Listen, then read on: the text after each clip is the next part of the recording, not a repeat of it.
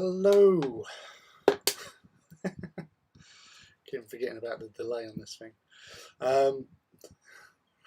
Yeah, it's a very slow entry into this because yeah, time delays and everything. So it's a right old fun thing to be part of. As I always seem to rush the last part of everything. So yes, hello and welcome once again to Saturday night with the Forge of Mars and Hobby Hangout. And today we're going to continue with what we started last week, or what I started last week, which was building the Warlord Titan. And this week is getting it painted. Now I've already started prepping with the Titan, so some of that's still drying. I didn't get all from when I got into work, made dinner and got myself ready in general. So I've still got one leg to finish off doing, which is just a case of doing agrax. And to be fair, in this temperature at the moment, things are drying quite nicely and quite quickly. So washing, shading is not really a problem as such in that respect anyway. So how is everyone's Saturday going? That's the main question on my mind. Let's see how everyone is as you drop in and say hello and say hi.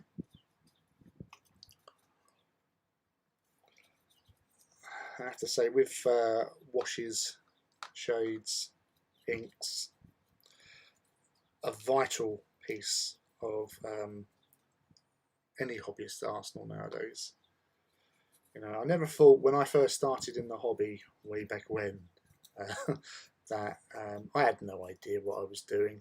I'm not gonna lie, I had no clue. I thought you just get a paintbrush, dip, and just smear it all over everything. But obviously, as you delve deeper into the hobby, obviously interact with other hobbyists, which is the good thing about modern life, is obviously the interconnectivity we all have with each other, and we can learn lots of little things that we never even thought of. I know I've said that several times before, but it is valuable for any hobbyist to sort of experiment, play, find different methods, utilise them in their hobby wherever they can, and to basically expand your skill sets. Because sometimes you might come across something and you go, I have no idea how I'm going to get around this. And it could be something really simple that other hobbyists have been doing for donkey's years. So it does give you a added sort of string to your bow, your hobby bow.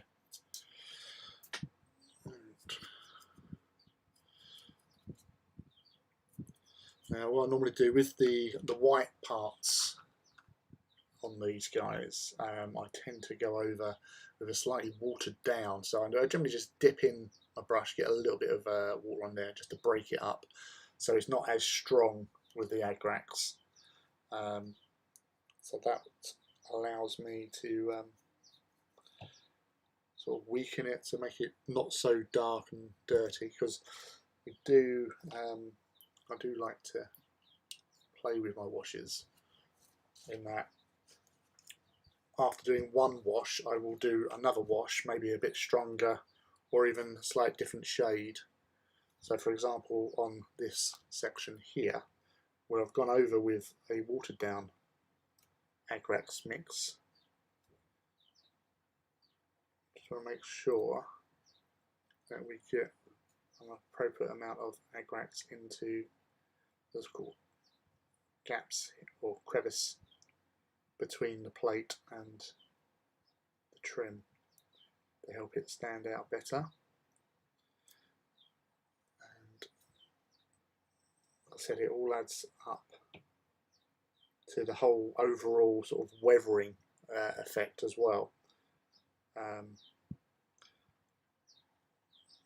I've actually done some of these where I've done quite a good job with just Agrax to give it a similar look to a Titan that I may have done an oil weathering to. It's few and far between, but it does happen on occasions.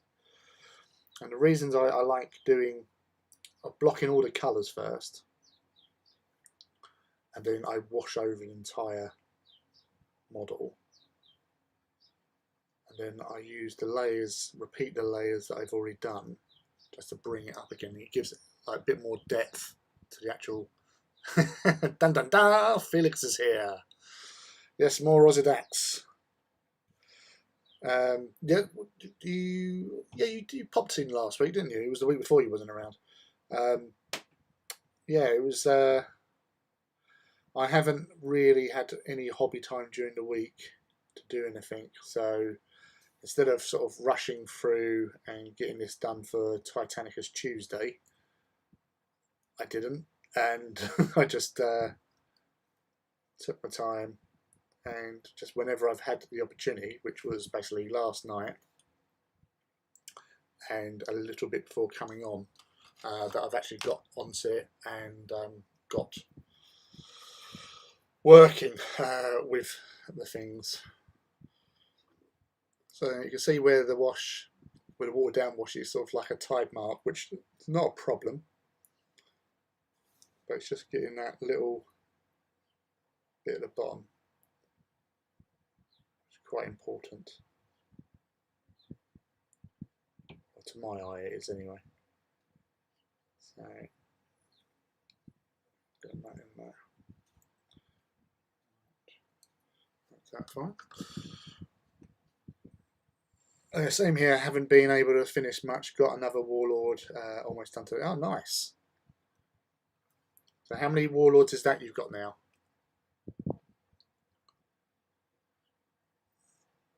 And yeah, I don't know whether or not, because obviously as you all know, I've done my 100th Titan the other day, or the other week I should say. And I think I'm just like, I'm not trying to like suffer burnout or anything sort of thing. So yeah, just there's no hurry anymore, because it was just being able to get that 100, because I was on a slowdown compared to my sort of earlier prolifercy. No. Where I was going through and painting up Titan after Titan after Titan after Titan sort of thing. From April, when I got the last influx of reinforcements, yeah, I've just been sort of taking my time more, and I think it was just a case that because there are some hobbyists out there that have got a lot of Titans, that they might thought, oh, let's go for it and try and rush through and get them out before I got to 100, because obviously I had made an announcement, I'm going for 100, I'm going to do this sort of thing. So it would be the typical that somebody else just goes sweeping in and go, ha, I did it first. Yeah, but luckily not.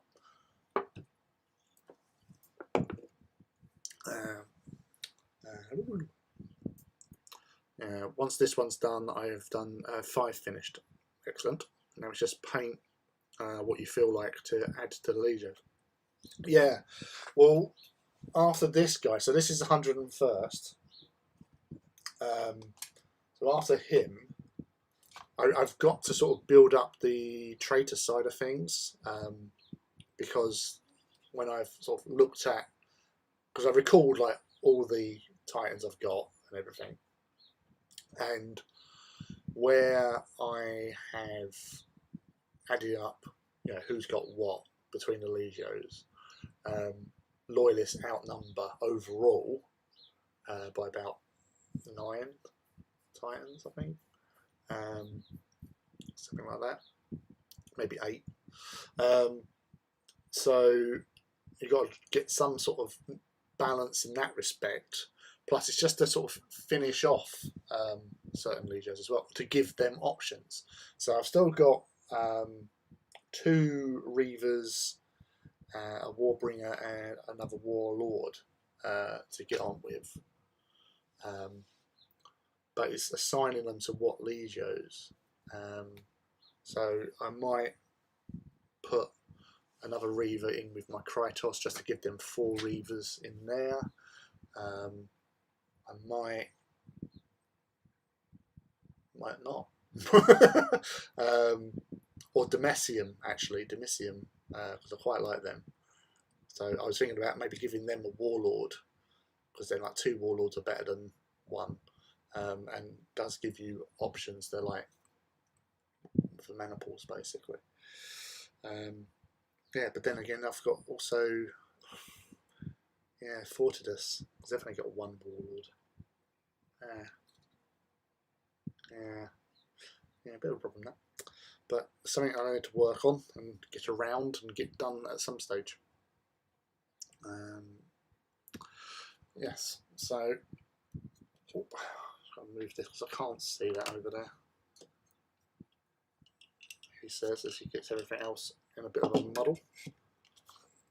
That's better.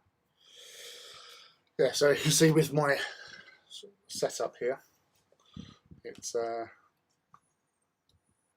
not an overhead camera as such, and so it's a bit hard to see sometimes.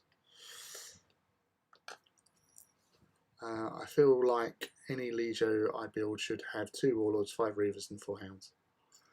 Yeah, or 3 Warlords, really. I think that's the magic number. Yeah, it's normally like 3, 3, 3, because then you've got options with just sort of multiple mana pools. So like obviously 3 Titans being the minimal of all mana pools that have been released, but then it's obviously the distribution of what's what. So like 3 Reavers, you've got a Corsair. 3 Warhounds, you've got a Lupercal, or even part of a Ferox, because obviously they've got Reavers in them, sort of thing. So yeah, it's just to get those sort of organised and distributed, so you can make use of many different mana pool types and not just stuck in one, because obviously being able to field different mana pools really does make quite a difference to your gaming experience. Right, so we need to do these as well. So, watered down brush.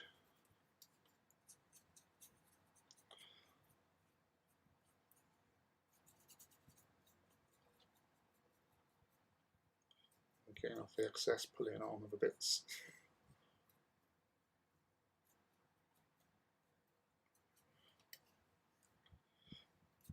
Not so dilute with the on the blue sections.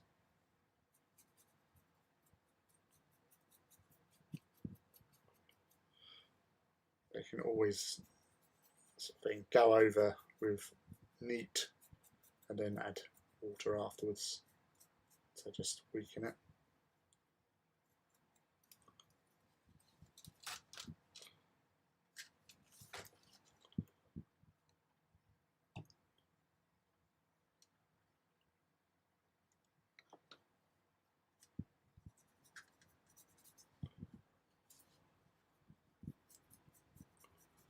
So where I've gone a bit heavy there, a smidge of water weakens it and spread the excess around other areas.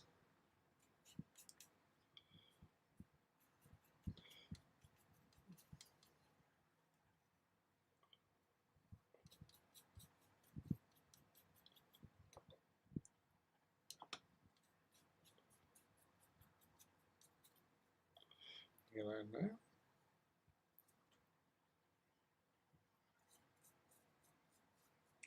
Yeah, think I might need to tie my hair up.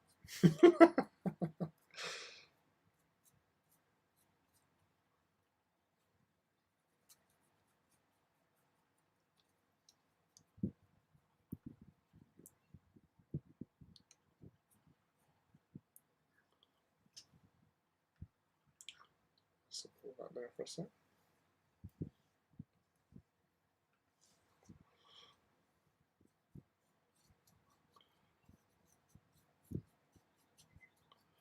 And we'll make sure to get that over the gold as well. Just for utility, if nothing else. Yeah, I always like to have options available so you can sort of mix up what you're doing with them. And plus, you know, sometimes you might, being able to sort of experiment with formations, you actually might find a mana pool that you actually prefer over others. Like I said, my most played mana pool is the Venator Light. I just really like that. Obviously, I played most of my games with Solaria, so the Venator Light works really well with them. But you know, sometimes you might not be in a game where a Venator Light's going to do you any favours at all.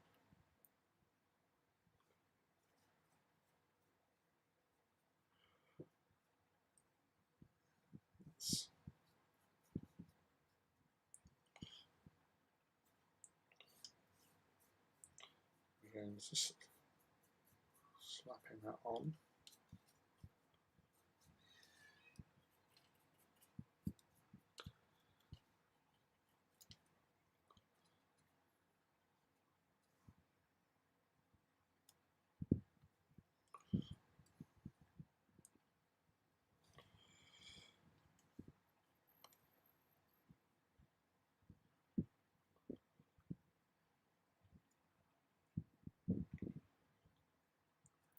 No precision in this whatsoever. It doesn't really matter.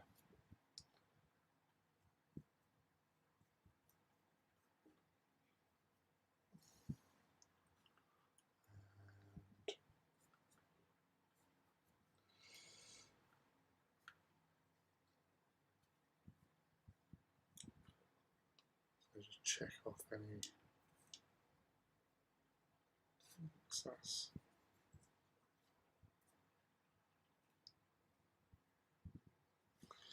Obviously, with painting on the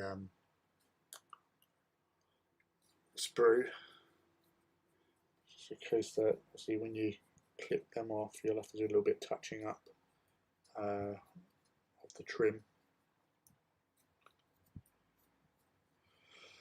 as best you can.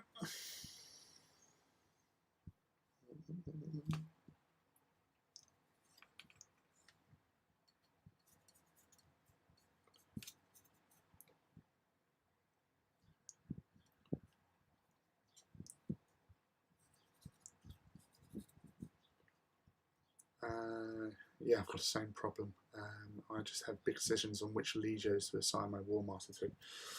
Yeah, you know, as I said, when I was looking at mine, originally I was only going to be getting 2 War Masters, one for Kratos and one for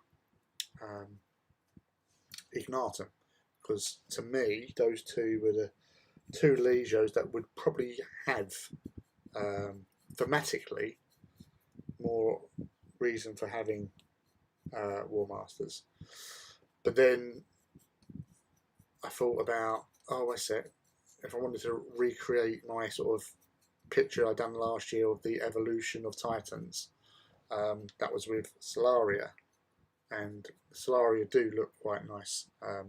So I went with another one for them. And then obviously that wouldn't have been fair, you know, 4 War Masters were needed, so 2 for each, so 2 traitor, 2 loyalist.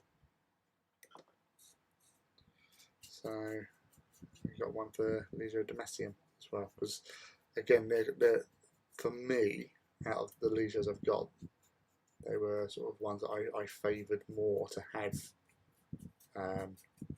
a War Master at the end of the day. So, ooh, a little bit messy there, but doesn't really matter. It's only wash, and tidy up comes later.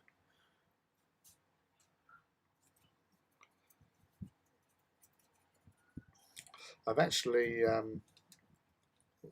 today been re-listening to the last sort of chapters of Mortis.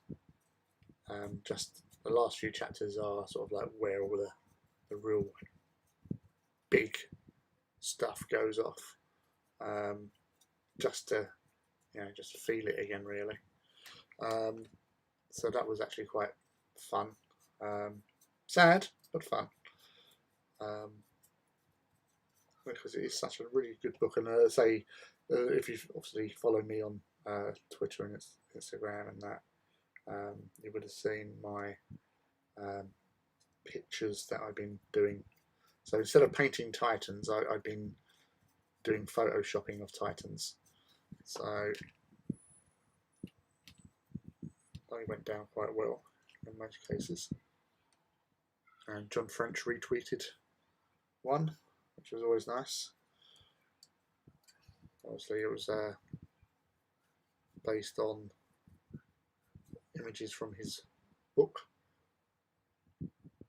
Yeah.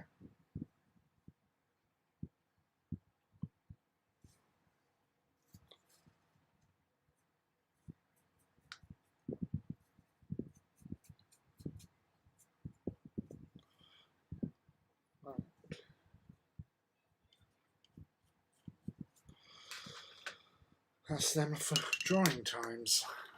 Right. Thank you, man. Much appreciated. It was, it was fun to do those sort of things. Because seeing your own models and then putting them into sort of like an imaginary sort of battle scene. It's really nice to see them like that, because it just adds more to their sort of background, their story and stuff. So it was totally worth it, and I was pretty pleased at how well they actually came out. There was a lot of sort of back and forth with having to sort of redo certain things, but it was it was totally worth it in the end, because it sort of turned out just how I sort of envisioned when I started with them. But yeah, so we all like to see that sort of thing. It's like when Artist Empire does his thing. It's so great seeing your model brought to life in that respect, and I'm just happy that I can do a little bit of sort of that sort of magic with my sort of basic Photoshop skill sort of thing. And so it just gives a little bit more character to the whole model, really. Seeing it in those sort of little battle scenes, or striding on a war field somewhere. But yeah, right, so we're letting them dry off. Checking the guns there. Just realised I haven't actually done the gun shields, so I might cheat with them actually. Yeah, sorry, because I've been meaning to do this as a cheat. So these guys have their Liberator gold trim, was what I put on them anyway. Other people use other stuff. I use Liberator gold.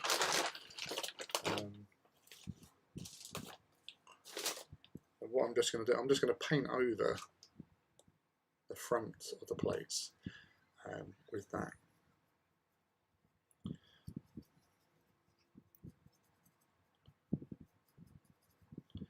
Because obviously the two paints I'm using for the colours are both base paints, so I should cover them with little to no problem.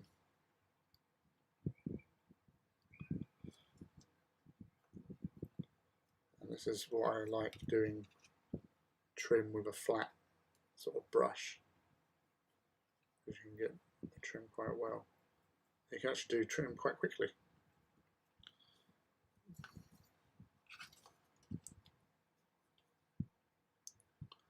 But using said flat brush.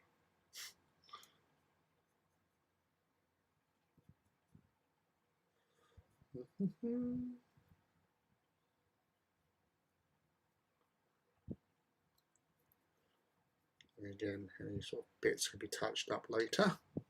Just want to get the basics really done.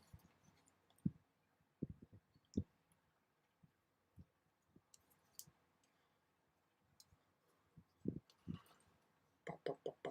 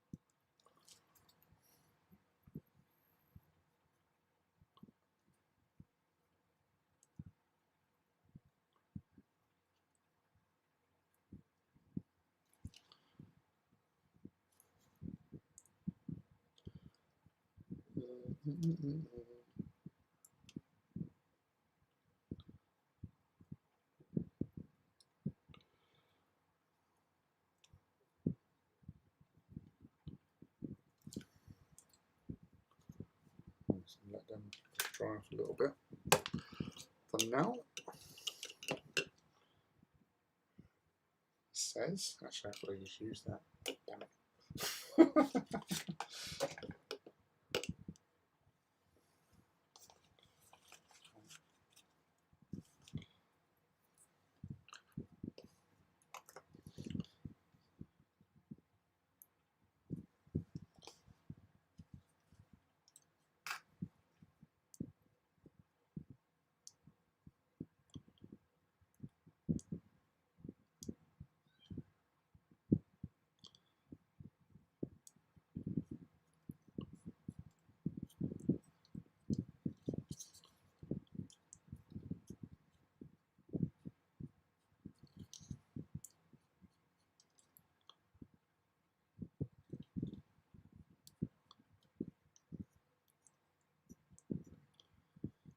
Just go on the edges.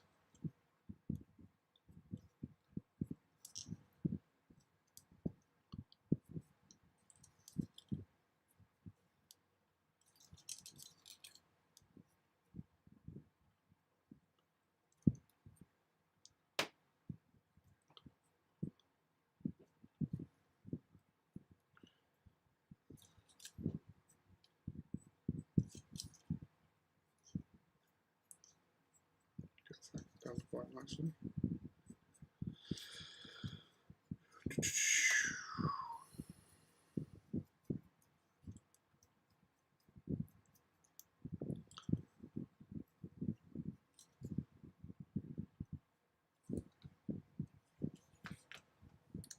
So,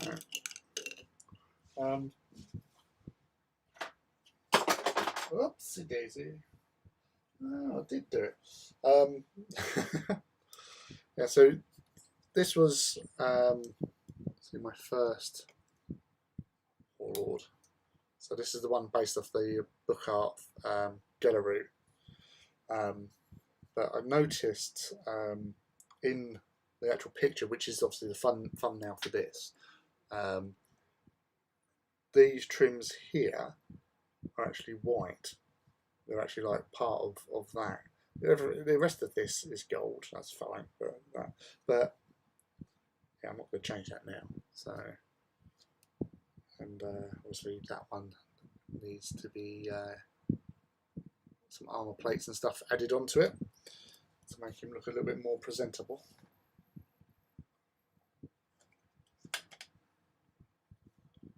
Those turbo lasers back on. What other weapons I might need to... So again, you know, there's other weapons I need to get for some of these warlords to actually give them more options for a battle, because I don't like the idea of running around with volcanoes because obviously heat. When you're building up a lot of reactor, never good. Never a good thing.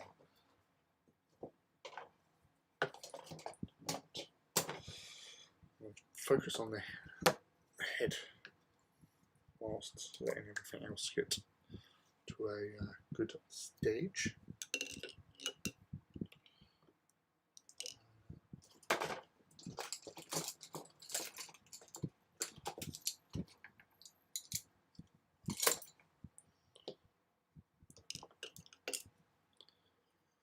Cheers, dude.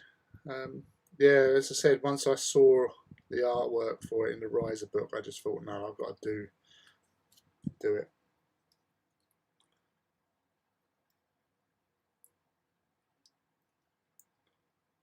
So you can just see where I'm going, not the whole section, just partially covering bits, but leaving the edges.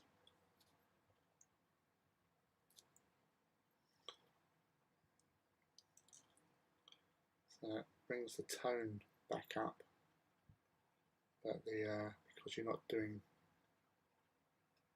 it all. I suppose in some respects, it's kind of like what you do when you're airbrushing, because obviously where they airbrush, you're sort of focusing more on the centre, build up the colour there, and not so much on the edges. So that's exactly what we're doing here, really. Ah, I thought I sounded like a leak there, and then I just looked down and there's a cat in here with me who's got a bowl of water and is having a good old drink, which everyone needs to do in this current climate because it's warm as hell.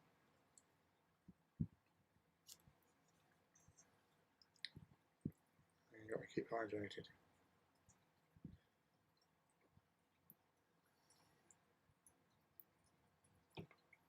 So this is Mephiston Red. So initially I went over with Mephiston Red, washed it, and then I'm now adding it again. And once that's dry, I'll do the same with some Evil Sun Scarlet.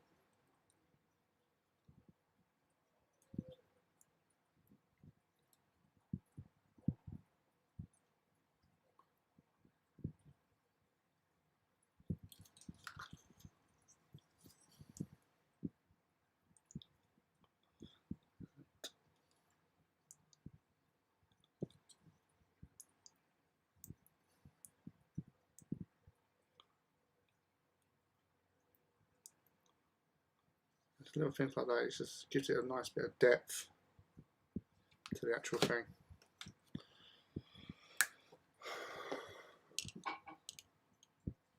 What was that? Right, energy drink. Keep me going. My goodness.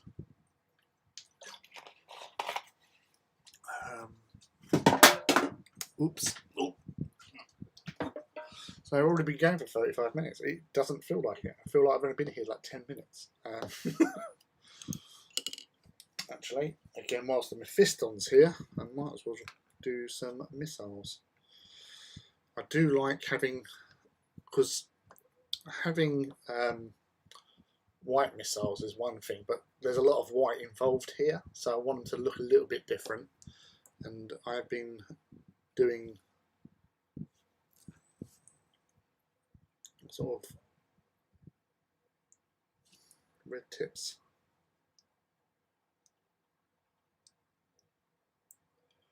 for the majority of my Titans, APOX missiles nowadays.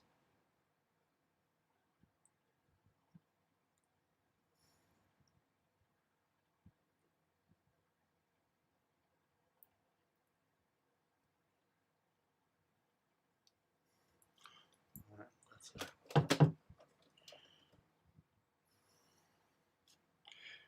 some light on the subject, because it's not the brightest. Well, the light is, and being able to see is kind of an important thing, I think you'll all agree.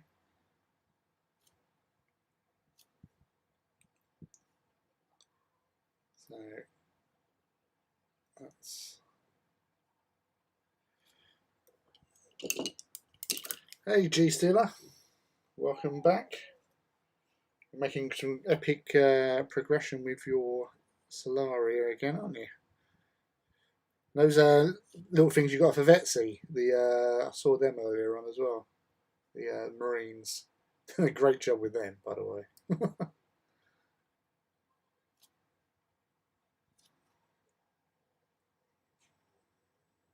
And welcome. I'm assuming you're hobbying.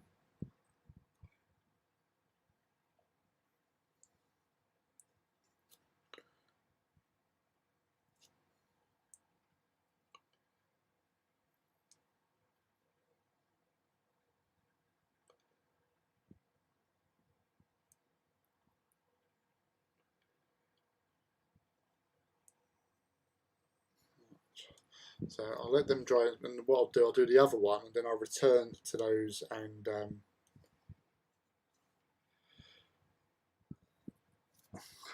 do the undersides.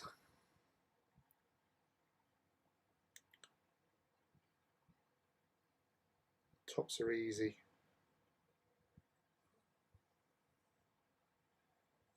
Well, in general they are anyway. It does help if you've got enough paint and...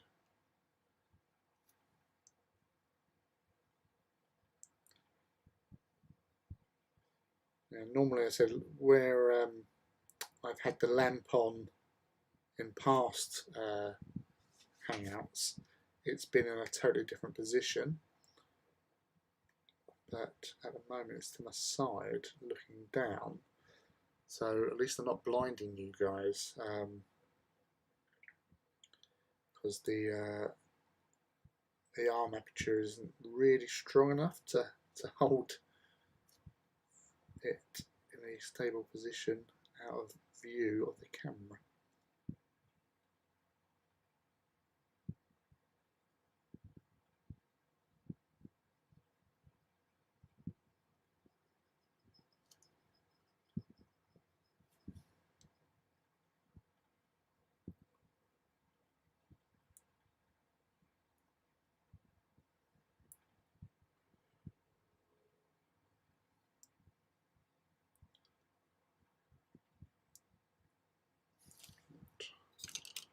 Washy brush.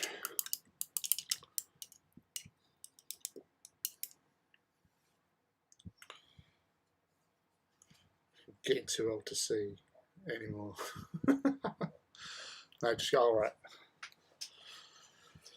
Well, hopefully once you're all sorted out, you might want to get some more painting done. It's up to you.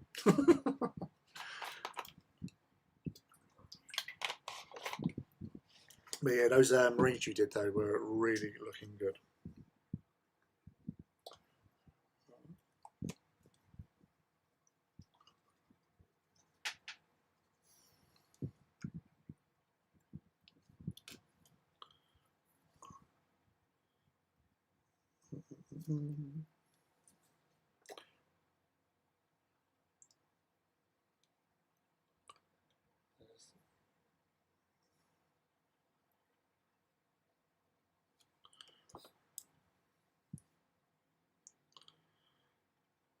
Getting that wet.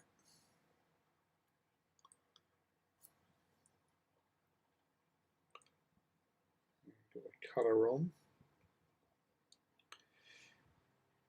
Yeah, I think my Mephiston might need to have some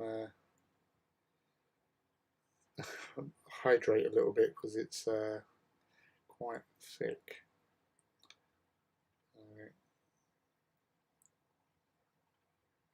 Temperatures are not helping with the hobby.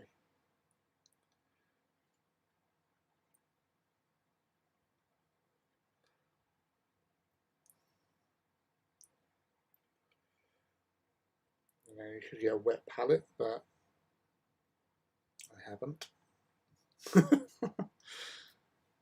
So I'll continue with my belligerent ways. No! Well, these people saying how good they are and how helpful they are. Keeping your paints wet.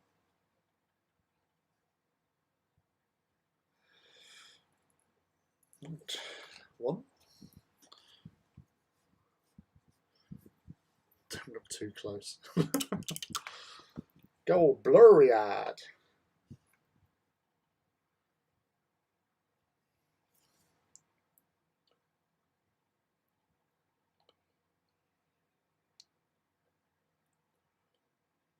And hopefully have some nice clear skies again tonight. So some photos. I might really need to like venture out from the comfort of the back garden, because there's still a fair amount of sort of street lights that does sort of affect how the pictures come out. And there's quite a lot. Like one particular street light, you know, I don't sort of suggest, you know, to anyone going out and vandalising public equipment such as streetlights, but that one can really piss off sometimes. Pardon my French. Because it's just right in the wrong spot when doing sort of nighttime photography.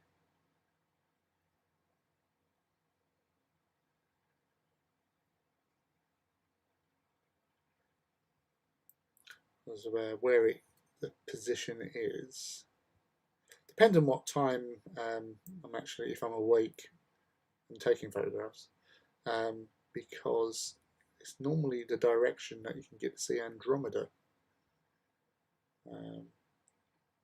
which when I first saw it, because it does look like a UFO when it comes out on your photographs. And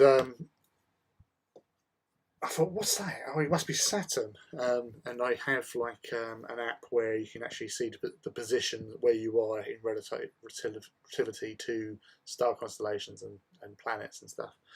And when I put this up, aimed it towards where the cigar-shaped thing was, no Saturn. Saturn was down there, below the horizon. And I thought, oh, and yeah. So the only other thing you can see, you know, is M31 itself, Andromeda Galaxy, with a naked eye, as it's hurtling towards us. In 2 billion years, when that and the Milky Way will collide and mingle. But apparently we've got nothing to worry about. You know, it's not as if we're going to be here to witness it, but it's going to take such a long time to actually to do, because obviously galactic things don't happen instantaneously. That'll be like a car crash, and obviously gravity will sort of, you know, there's so much space between like the stars and all that, you know, collisions are going to be remote, but then, you know, who knows. Right. Yeah, no more painting marine teeth for this old fart. I got one of my friends, John. He's got those like magnifying visors sort of thing, and he swears by them. How he can actually pick out so much more detail now.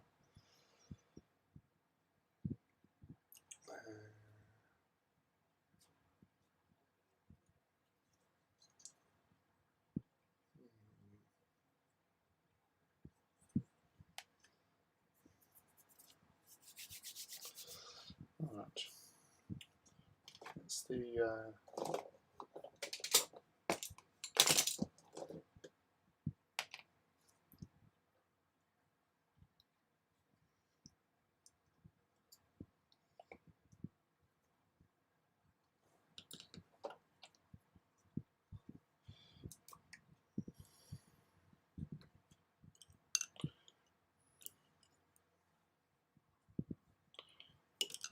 from one extreme to the other. So from red to the blue.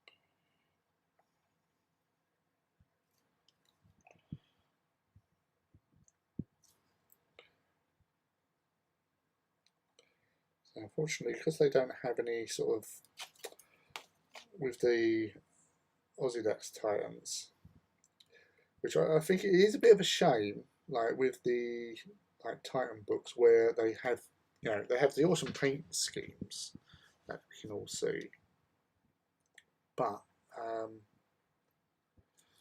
there's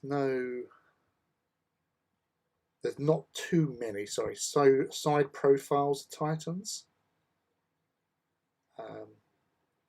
So like gun shields, shoulder plates, stuff like that. You can't tell what are actually patterned out with, or placing of decals as well. I know a lot of people have like said like, well, all these decals that you get with the basic kits, but like, where do they go? Was there any meanings? So something like that would have been like a little guide they could have provided or something, just to give people an idea. And then obviously, because a lot of people want to do things exactly right as much as possible. But if you haven't got those sort of drawings or sketches, it's hard.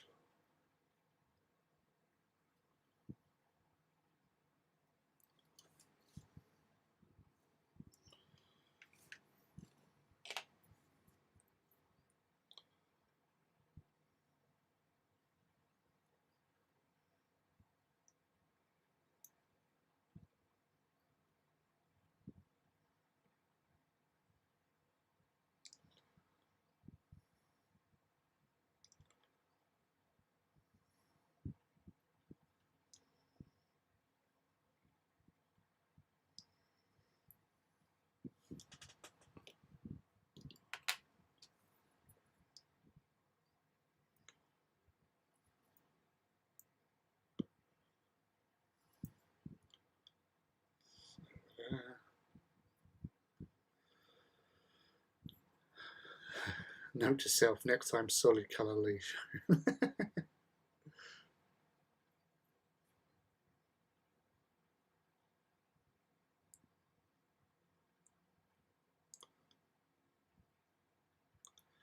Sometimes you say you see a scheme, you go, I really fancy doing that, and just go with it. But there are easier schemes.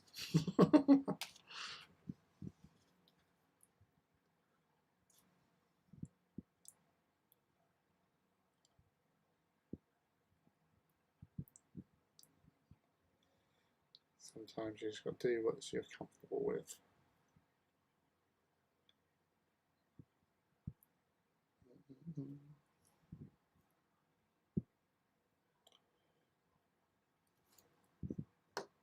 And all this helps with the hiding of any mistakes you may have made, or we'll say not mistakes as such, obviously where you've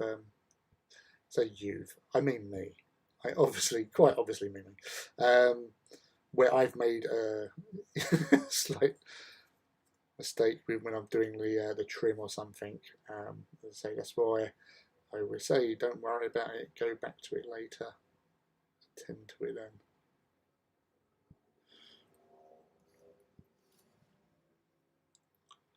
And you can see I'm not painting the whole thing. Let's look closer. So you can see there's like bits of dark there as well, because again, it just adds to the whole aesthetic of, you know, damage and wear and tear, basically.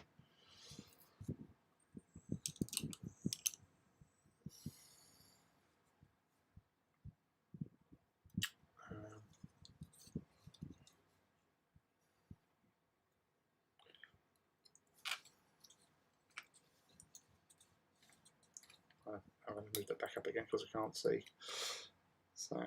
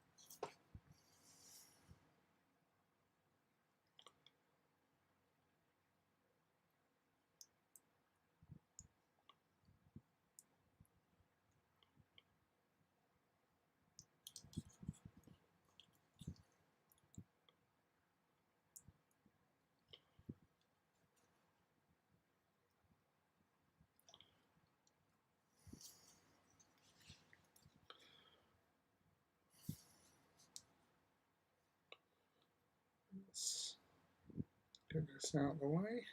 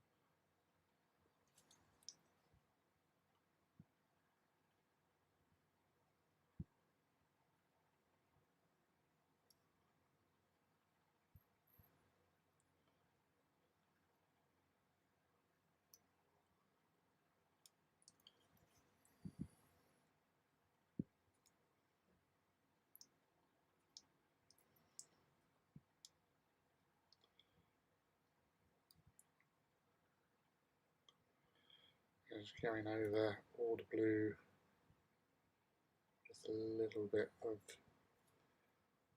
Cardor Sky.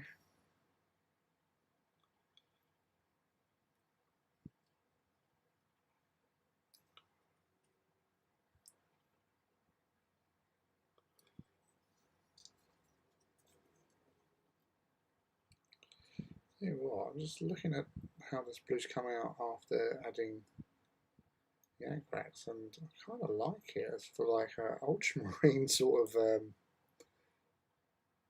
look. Waves like the Liberated sort of tones down as well. I might actually try and have a little experiment.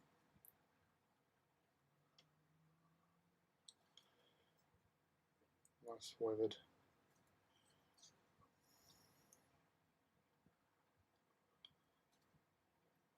It's like whenever you do sort of paint schemes of things, you always have that sort of preconceived idea in your mind of what it should look like. But it's trying to match what you're sort of after with what you can actually do with your paintbrushes. Yeah, I quite like that. And that's an experiment waiting to happen.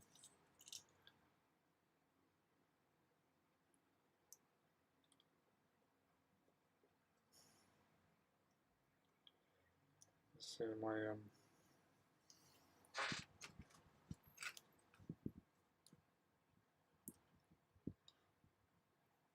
love how that blue and white just sort of just gets together and the red just pops out. That's not nice. Oh yeah, armor. Let's crack that open. It says.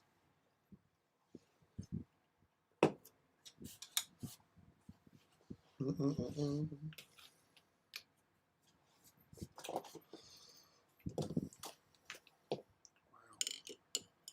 Lots of plate action.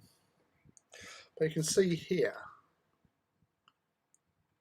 how the blue and the gold, that really does look like a really nice sort of, with obviously Agrax over it, does actually look like quite a nice ultramarine scheme. I might have to do that. Yeah, the trim colour on these is the Liberator Gold, and then the Agrax over it to sort of shade it. But I'm definitely going to have to do that. I'm going to have to build a Primaris or something and paint one just to quell my curiosity.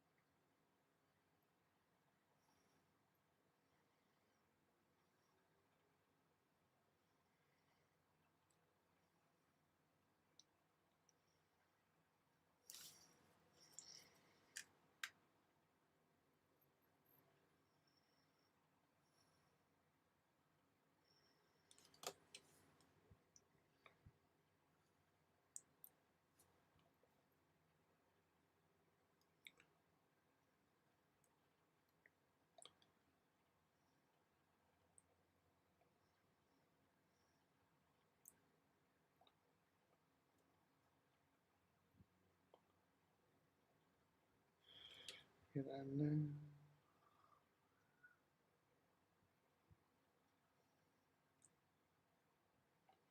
it's funny how you've never noticed that before. It's like painted several Osedax Titans. Never really noticed that.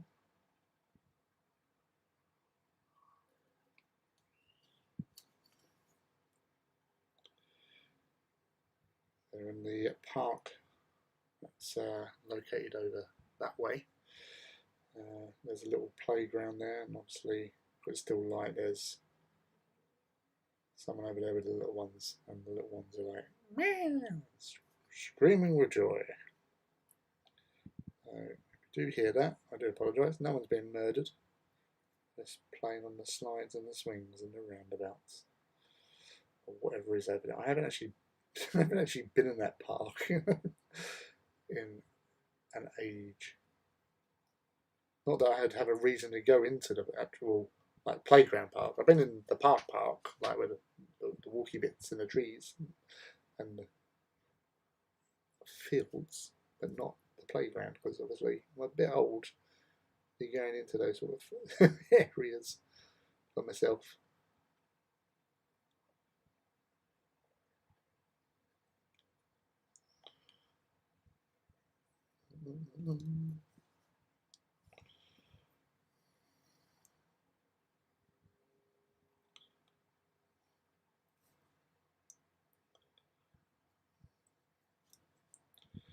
So with the watering down of the actual corridor sky as well, it's giving you a little bit more sort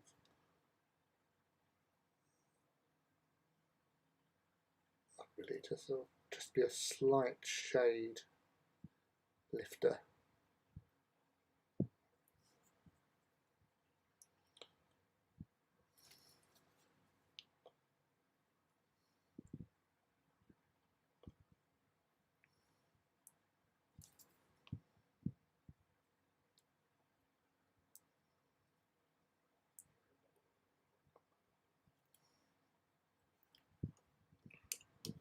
Hey, Crimson! Dude! Finally seen you this week. I know you called out my name, but I was late getting onto the midweek session with Artis Empire. I did say Crimson, but you already disappeared, mate.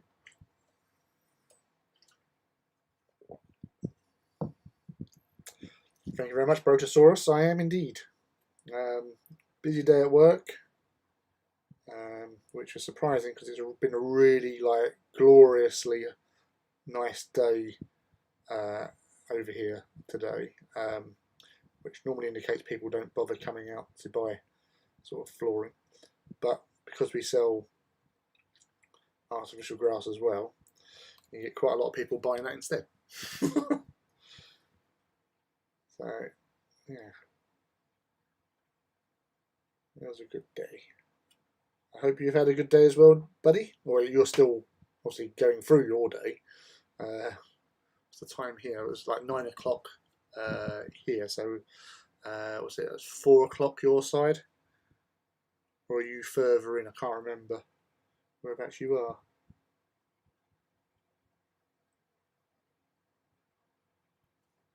You're still on Eastern Standard Time, aren't you? Wherever you are. I'm sure of that.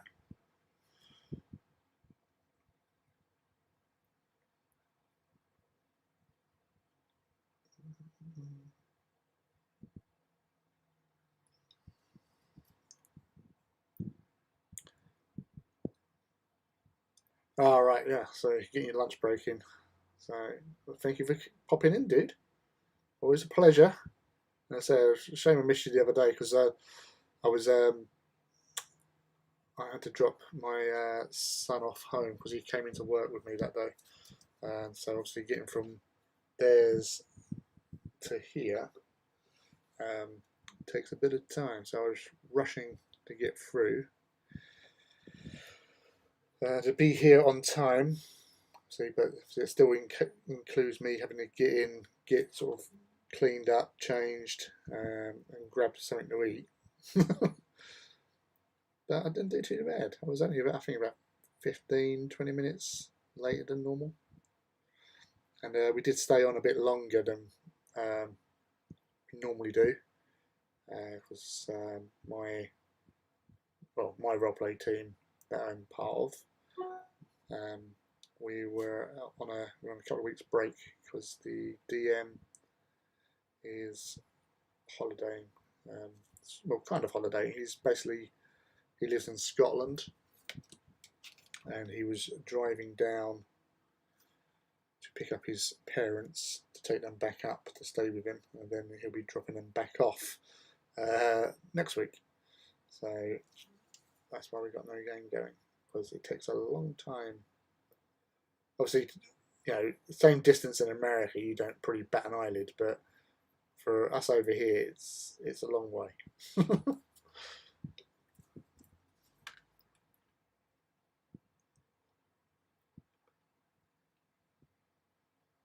Yeah. We consider anything further than like half an hour's drive to be like, you know, another planet.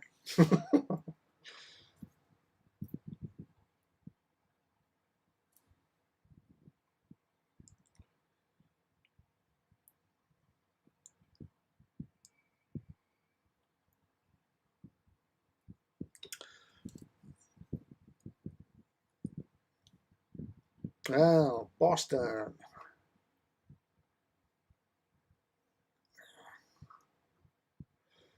So, in my sort of teenage years of playing on like Nintendo and stuff like that, um, where I used to work, my colleague used to bring his Nintendo into work because we had a lot of free time where we worked, and we would be playing sort of like NHL, and Boston Bruins were my team.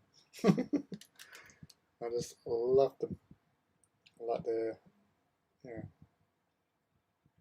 just like the colours, like the look.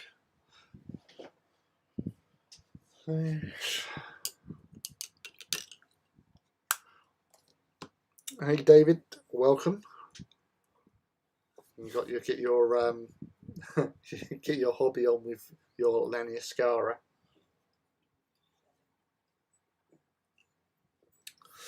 Massachusetts is rather small. It takes 2 hours to get from north to south, but it's long, so you can only take 3 hours to get out that way. Bloody hell. Yeah, no, yeah, because from where I am, that same sort of distance, like the drive, sort of 3 hours, is basically from here to Warhammer World, which is only around about 150 miles. But you know, we have some bad. They're better than they used to be, but like, you know, some roads are a little bit rubbish, and they have slow down areas, so you can't go faster than 50 on certain areas. So there's that. That obviously makes things a bit slower. Black and gold. We are more a physical defence team. Yeah. I've never actually watched. Or I tell you, I have seen a live hockey game, but it's been more like local, like amateur sort of hockey over in England, where there's a few sort of teams at the local ice rinks. But yeah, the Boston Bruins were my team that I'd always play in NHL games.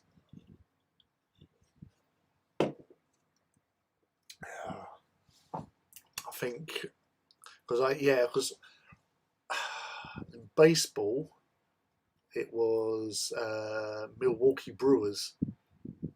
You know, I was a teenager and beer was a big thing, and I just thought, oh yeah, Milwaukee Brewers, yeah. Because you know, don't want to go with like you know, Cubs, Red Sox, and all that. I just thought I'll be different. Although obviously there was the film Major League came out of the Cleveland Indians, but I just liked the Milwaukee Brewers at the time. I'm trying to think. Well, obviously I don't have to think with my American football team, because that's the San Francisco 49ers. I was back in. So my first American football match that I ever watched, which was Super Bowl 20, so Chicago Bears versus the New England Patriots. Which the Bears, I was the team I was backing because, one, Chicago Bears sounds cool. I like Bears. Plus the Blues Brothers, you know, Sweet Home Chicago. But also because we were getting, in those days, we only really knew over here a couple of American football teams, which was Miami Dolphins and Washington Redskins and Chicago Bears. for some reason. I think it was to do with there was a kids program over here called Grange Hill, which was like kids in a school sort of thing. And there was a bully in there, and his guys just wore American football shirts, which were basically those sort of ones, those teams. And obviously, Chicago Bears being in there, you had William the Refrigerator Perry, Jim McMahon in there, Walter Payton as well, amongst others, Mike Singleton, or Singletary. So yeah, so I followed them, and they got the highest points win or something, 48 to zip, I think, or 48 to 10, one of the two. So hello, Bruce. The Bears, yeah, that's you missed out because I was looking at this is Calador Sky over Leadbelcher, and then I went over with Agrax, and I was looking at it because I was looking at this one here, and I thought, that's actually quite a good little ultramarine sort of colour, because I do like ultramarines were like a big thing for me, where people sort of identified chapters when you were young and stuff, and I liked them because there was some awesome artwork that came out back then of a load of Mark 6 ultramarines bursting through a breach in a wall somewhere, and one of them had like the shark teeth either side of his beaky helm, and I just loved the idea of that, and I thought that's the guy to me. But I never painted an ultramarine. My first ones were like Crimson Fists, so I went with them initially. I didn't actually paint ultramarines until the Horus Heresy, so that was fun. I think it was like a case of like, I don't really want to not do them justice and put myself off, if you know what I mean. So I avoided doing them. LA Raiders. Yeah, my friend Norm is a huge LA Raiders fan, because again, I sort of introduced, when I moved out of London to Essex and started making friends over here, we made for Super Bowl, we made a big thing where we all had to bring American alcohol or beverages, drinks sort of thing, and we'd only eat American food, and we would sit there and we'd get ourselves like American football tops, or American sort of tops.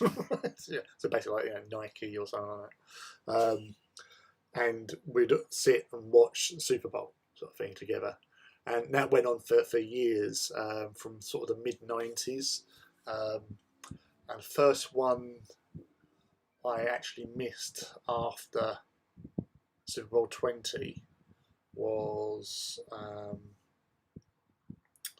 the one in 2002, because they'd moved it because of obviously the events of 9/11 the year previously. It moved back a week or something, and that was, I was actually on a flight to Japan, so I couldn't actually watch Super Bowl. I could have watched it if they were showing it on the plane, because I couldn't sleep, because there was some 6-year-old kid who thought it was hilarious to run up and down the aisles when you're meant to be sleeping. But if it wasn't for that kid, then I wouldn't have been able to look out the window as you're flying over Siberia, and like the moon was out shining down on over this like frozen tundra, and you can see like little lights in the distance over there and over there, so you can see how sparse it was. But the way the light was shining on a moonlit night flying over Siberia, and seeing like how the light was reflecting off the ground, it was like I was orbiting an alien world. I felt like an Apollo astronaut looking out the window, quite literally. But it was cool. So thank you, small child, wherever you may be now. Although I did want to get some sleep, but benefits, I suppose. Right. So there's the base that I went with. on there. So I'm again using a bit of a crane, some pipes and stuff. So I've done the base blocking colours on there anyway. I'll do some stuff with that in a bit. You hobbying tonight anyway, Bruce, or you just popping in to say hi? Your Metallicas are actually looking quite good, by the way. They're coming along lovely. Let's get some of these armour plates off and start mounting them.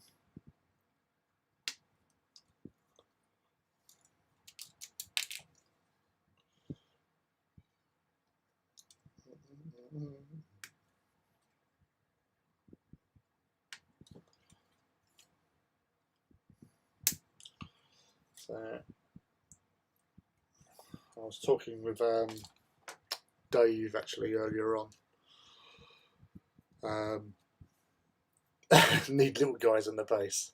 No. I'm keeping it as it is, thanks. But your ones do look really awesome. Yeah, so about having like hosting like hobbyists on here. So it is something that I want to do.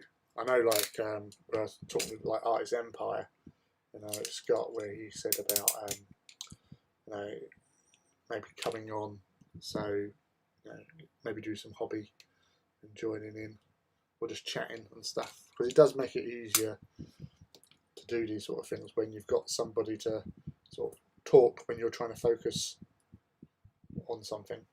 Hell of a lot easier. But I'll need to look into that and try and find a way of doing it, because he subscribes to some sort of server or something which allows me to be brought into his stream. But I need to do something, but that's obviously it's a paid server, so I need to try and do something that's maybe a bit cheaper than paid, if you know what I mean. You're quite enjoying Metallica. Yeah, no, Metallica are a great little Legion to go for. But yeah, so because I when Titan Legions came out, I wasn't really involved in the hobby at that time.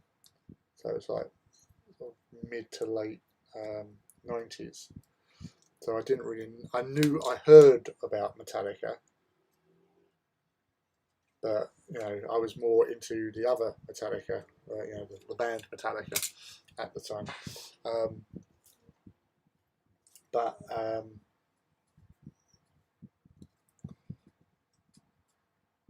never really sort of got into them because of that fact, basically. But yeah, they are one of the cool Legios out there.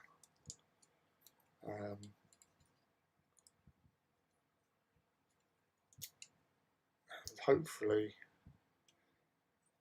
he says, hopefully we'll get some more Titan Legios in the future, because there's still, you know, a few Legios of note that were involved in the heresy that haven't had an appearance as such. But obviously, how much can you do in that respect, you know? Loads, really.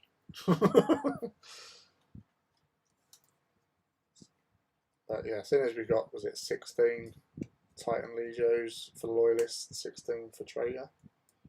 So it's all about balance. But I would hope for some in a future like campaign book, maybe like Terror, because I know after listening to Mortis by John French, that a Legio,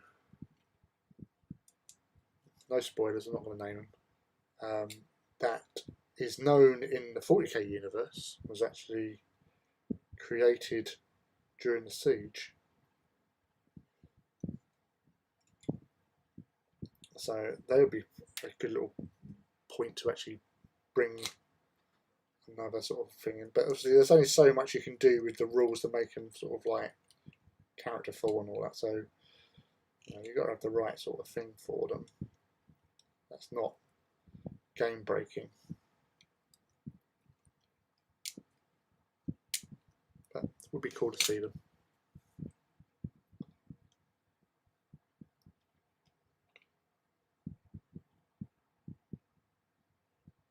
That's the thing. Obviously we're coming towards the end of the Heresy now. But these siege books have been awesome. They've all been good.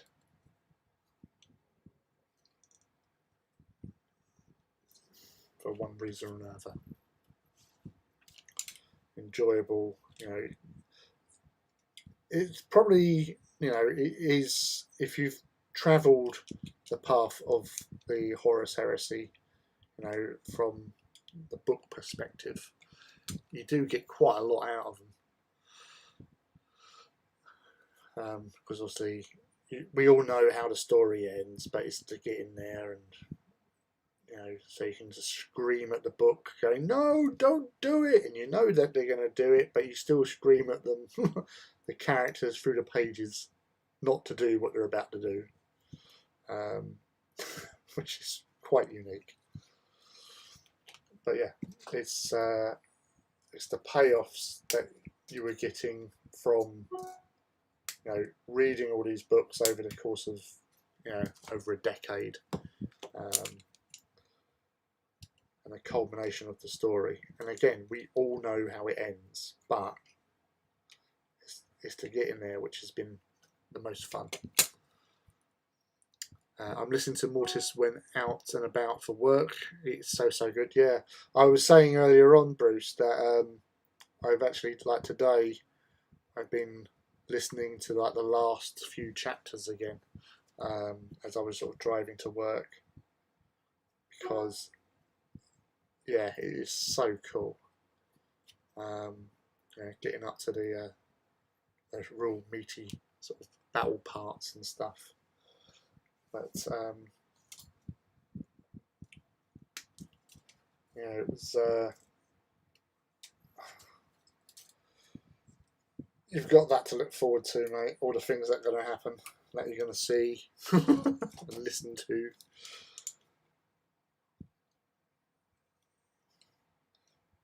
I think that's actually probably the only siege book that I've listened to twice.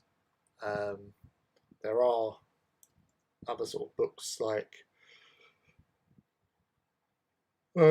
Spears of the Emperor and Titan Death in particular, and Mechanicum as well. Mustn't forget Mechanicum. Mechanicum is amazing. Books where I have listened to multiple times.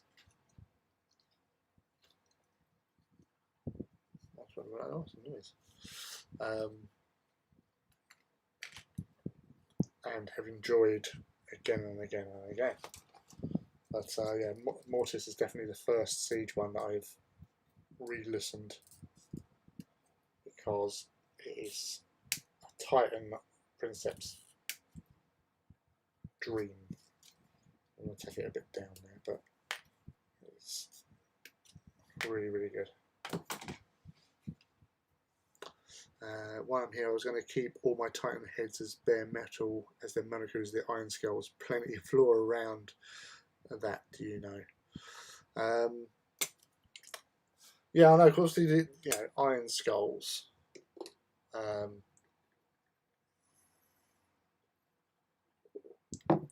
But you know, it's personal preference, really. Like, it's not. I wouldn't see it being out of place because you say it is characterful because they're called the Iron Scales. And it could be like something to do with that particular mana pool. That's what they do to sort of, you know, the Princeps Senioris goes, dudes, this is what we're doing with our Titans. Because they can embellish the Titans if they wish. Or you could be sort of a signifier that, you know, because Metallica are quite a sort of devout, like the priests are quite devout from what I can remember. Or, you know, like to the machine god and stuff like that. So having the avatar of the machine god, being decorated to be more akin to machine god, maybe that would be something that they would actually be quite happy with having done to the Titans. That they wouldn't see as blasphemous, emulating the Omnissiah, the machine spirit, and the motive force, the sacred free, as they've been doing recently. So yeah, I'd go for it, mate. I'd see, because obviously, see how they go. If you don't like it, it's not as if it's going to be hard for you to paint over it.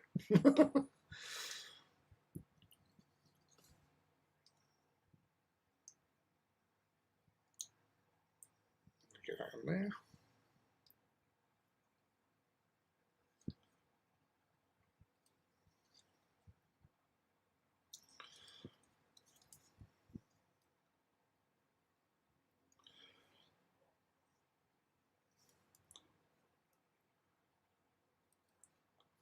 You could also do like a nice little half and half sort of, half metal, half red or black and white hazard or whatever. That would look pretty cool. And again, it gives you a bit more diversity with your Titans in that respect. You want them all to sort of have a little bit more character over each other, don't you, really?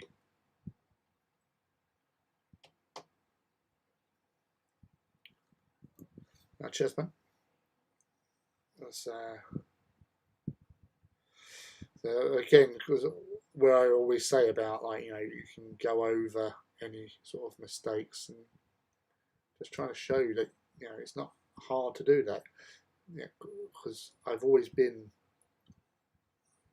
one to sort of say that about things. It doesn't have to be perfect first time you put brush onto a model.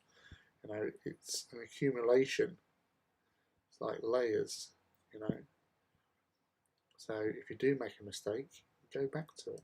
But then, you know, when you're doing sort of like, you know, schemes that would be considered to be like, you know, display, then yeah, obviously that's a whole different ball game. But these aren't display. These are, you know, tabletop standard, as I always say.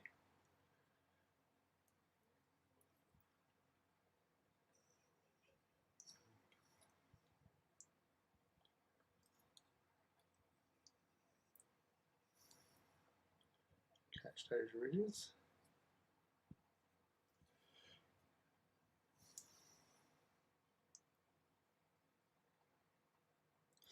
Yeah, actually, Bruce, I was quite surprised the other day when Fraser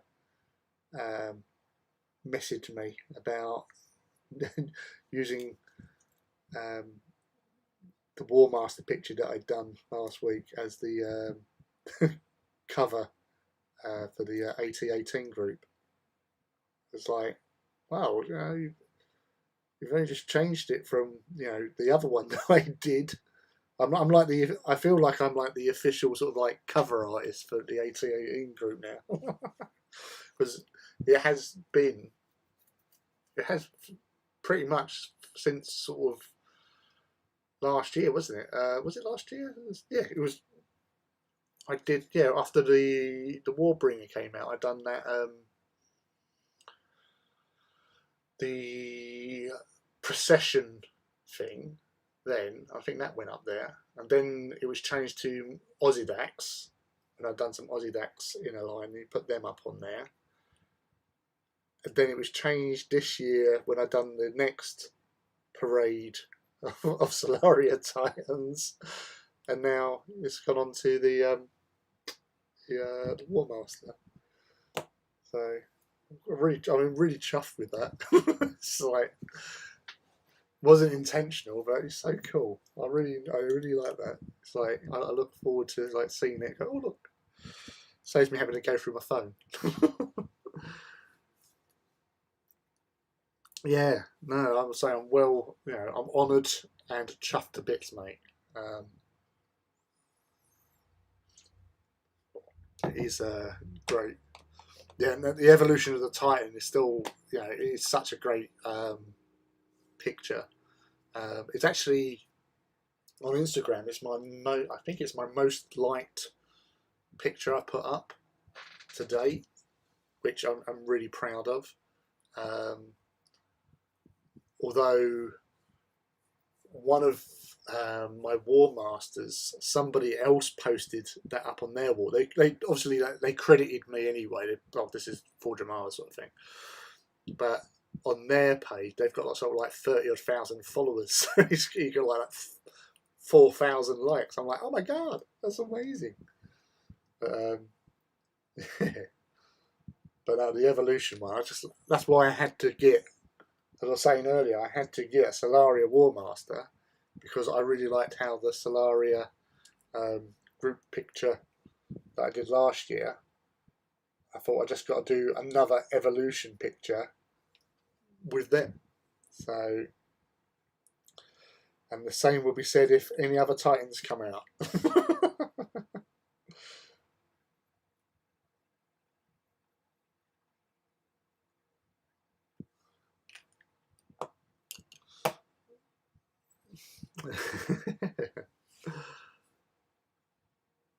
The unofficial banner artist, yeah.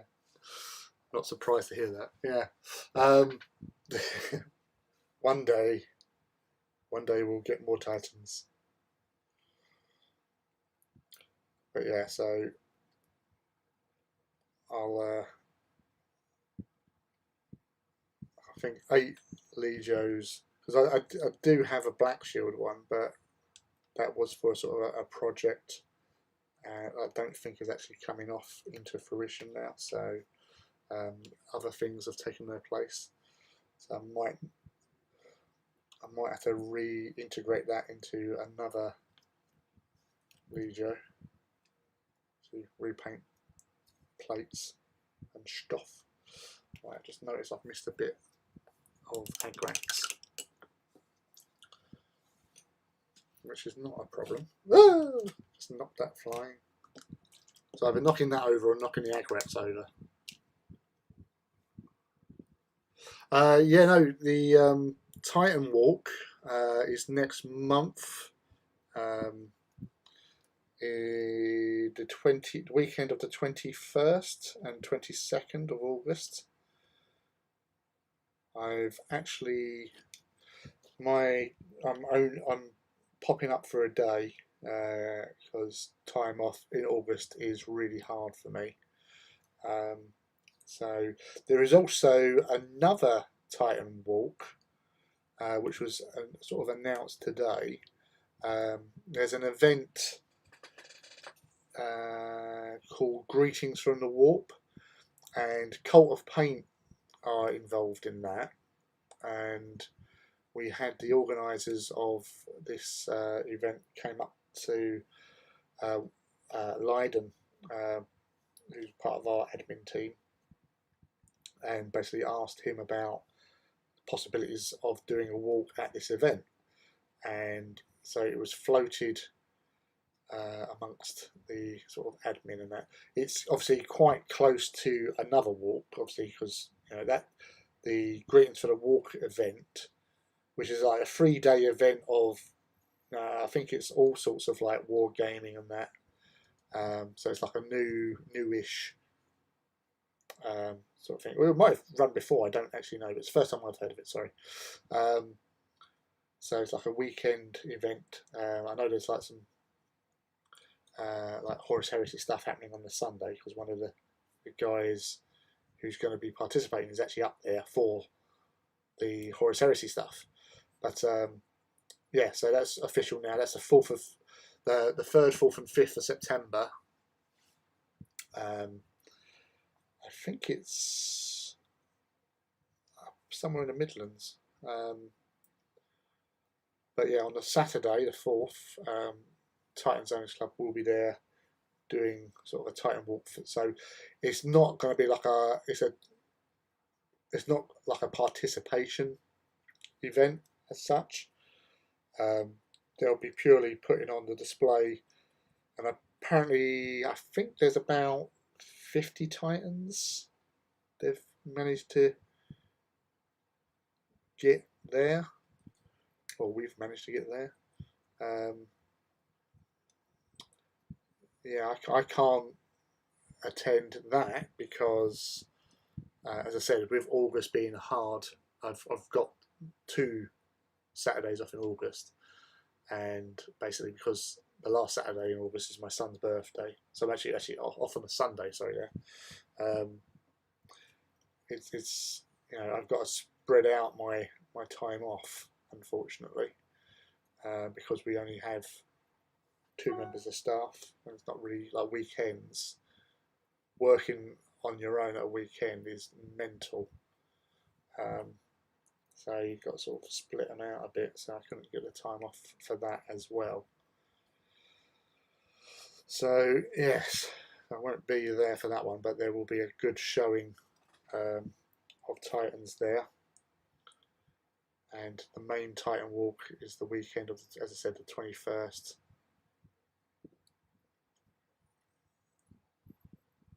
And there will be loads of photographs coming out from that. So you have been warned. I know that Artist Empire is particularly looking forward to seeing these photographs that are going to come out. We've got a professional photographer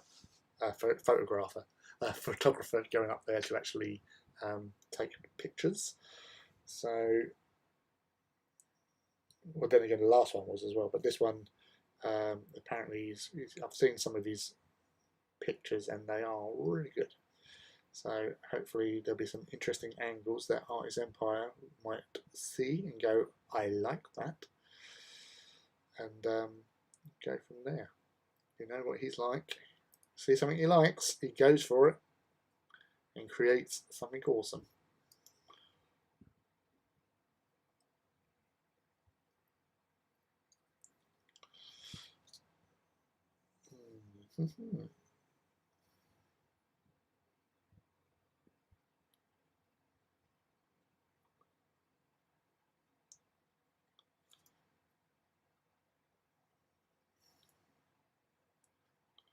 Get that Agrax into those little creases. That's where it needs to go.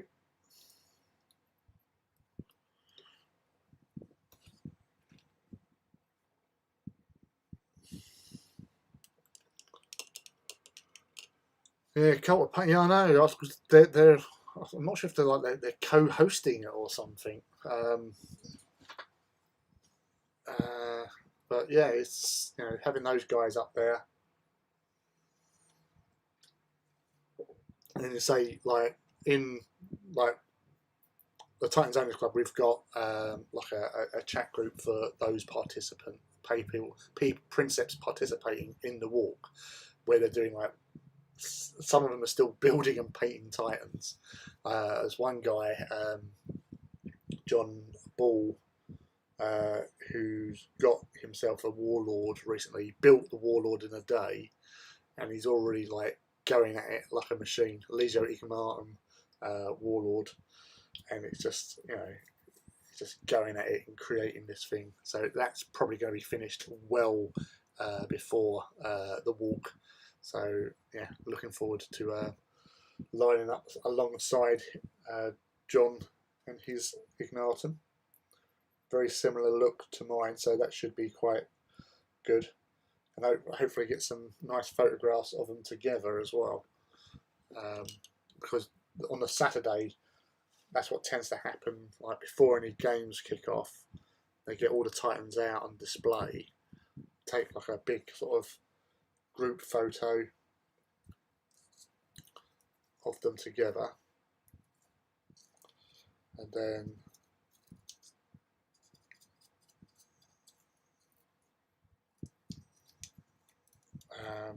sorry, I was just having a think this thing. a thought just jumped into my head.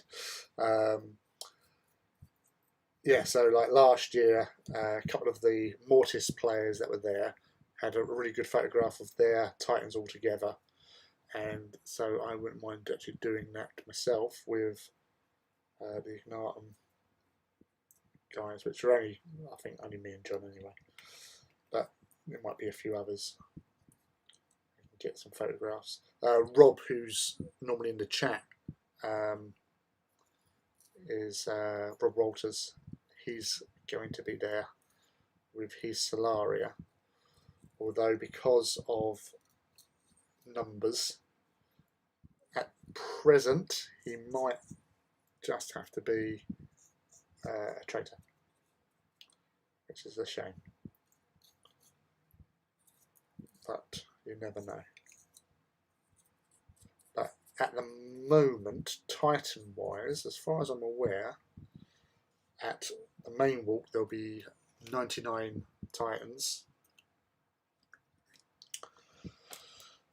and yeah, that's going to be awesome.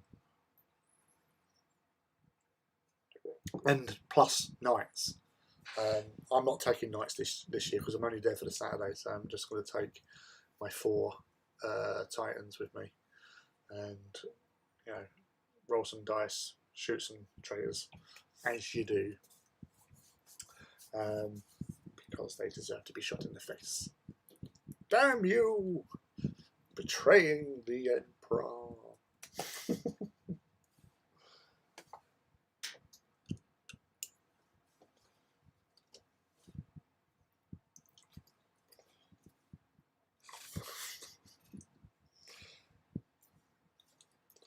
Licking the brush, and I got one of my long, luxurious hairs in my mouth.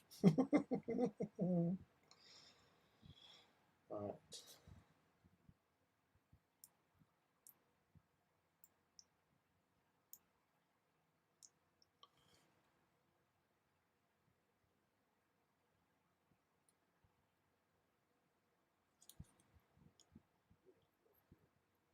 So this is the Evil Sons. Yeah, I'll just double check what I'm putting on.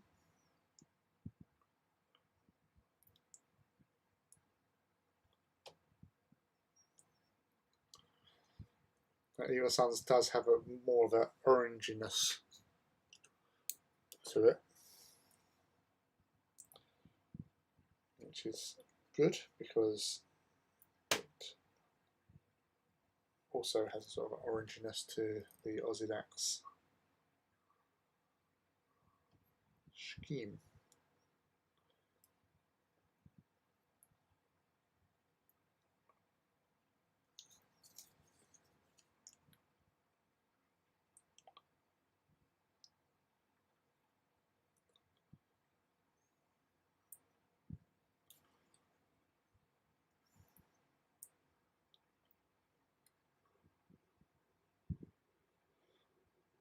But hopefully you can see like where I've always said about, you know, you start off with one colour and just go over it with Agrex and then go over and apply it again. So that sort of just lifts that up quite nicely.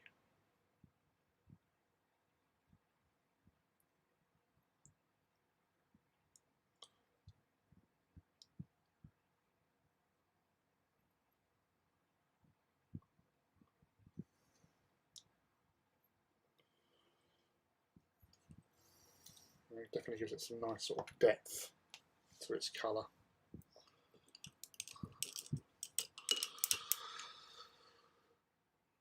You can't tell which are your beard hairs and which are your brushes. Maybe I make my brushes from my beard hairs. Did you think of that? I guess you did not. Alright.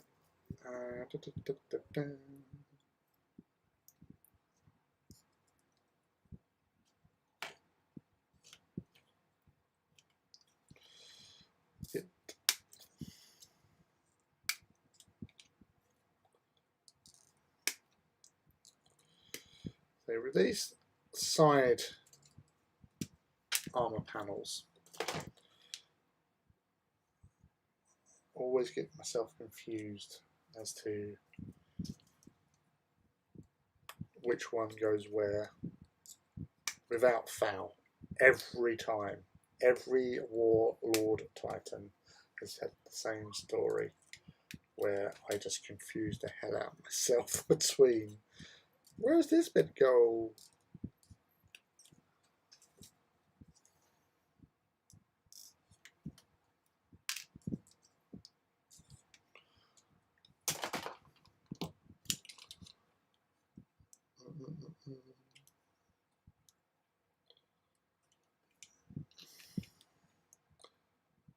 It's a very confusing time. I don't like some panels where I will put them on to the model. I'm not bothered about painting them on sprue. These aren't one of them. I have to basically figure out where the hell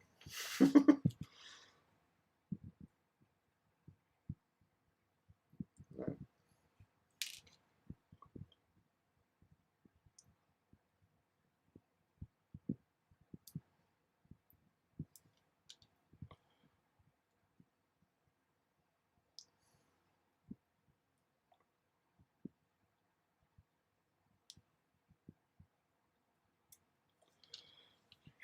Confuses me so very much.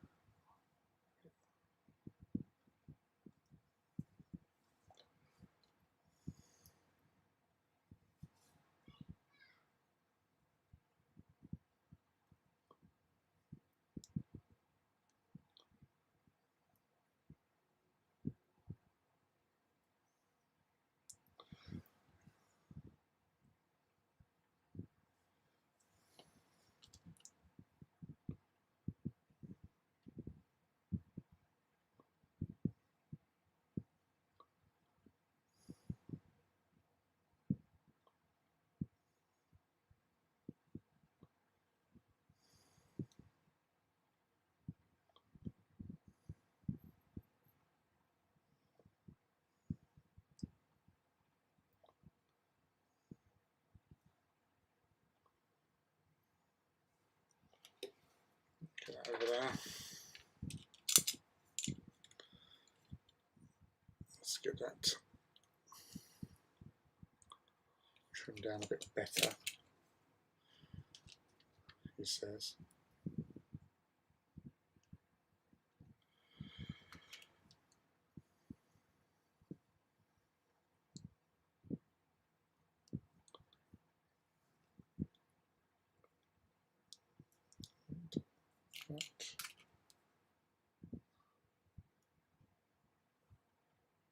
Oh, that one's perfect.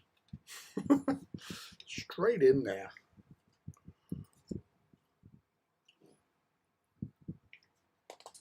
Nice.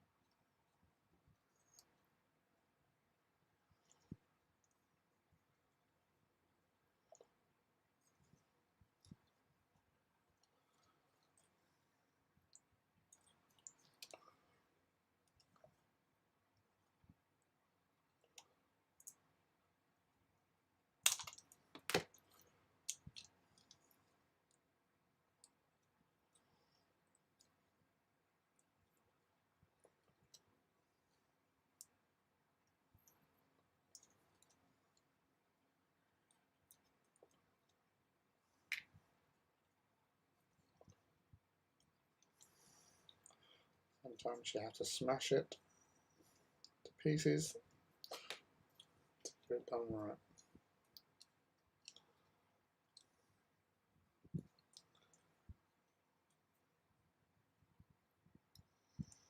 That's better. So it's definitely coming together, as you can see, quite well, in my humble opinion. Put that out of the way there.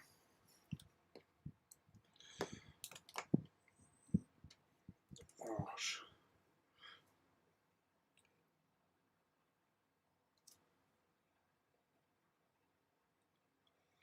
So, touch up the bits where it's been trimmed off the sprue.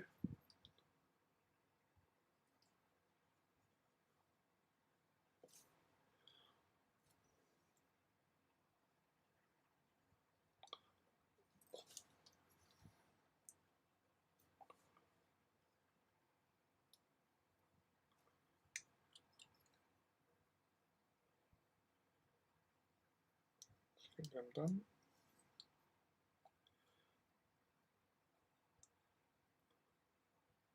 A little touch up here.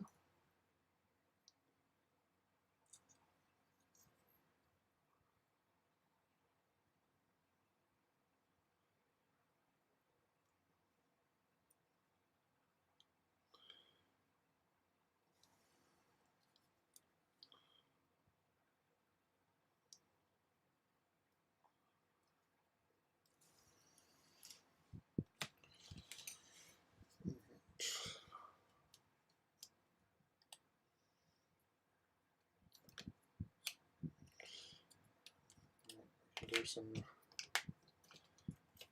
work on them for sure.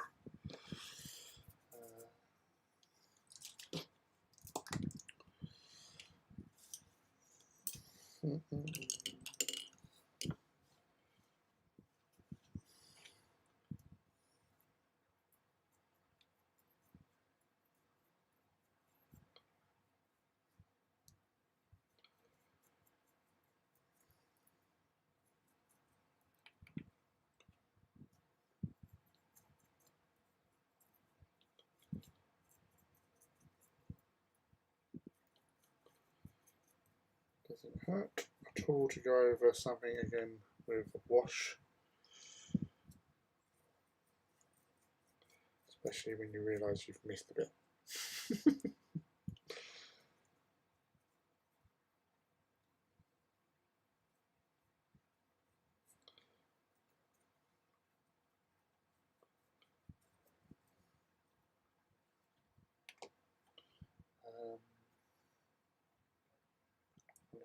What am I looking for? Yeah. Repeat of last week when I was dropping stuff all the time. Like, where's it gone?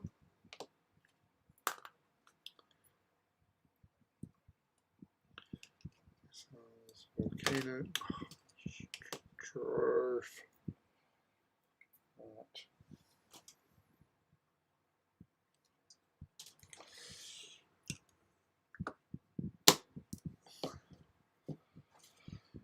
Yeah, that's the thing about these kits, Bruce, is the detailing is just fantastic. Christopher Drew, that sort of obviously redid the kits for AT. Done a great job with it.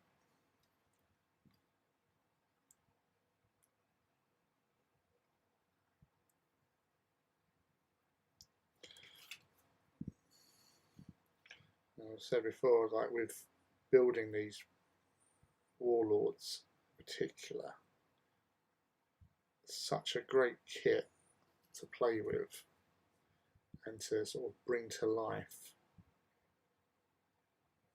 Once you've built one, it just fills you up with so much satisfaction. It's a feeling that Audax players will never know.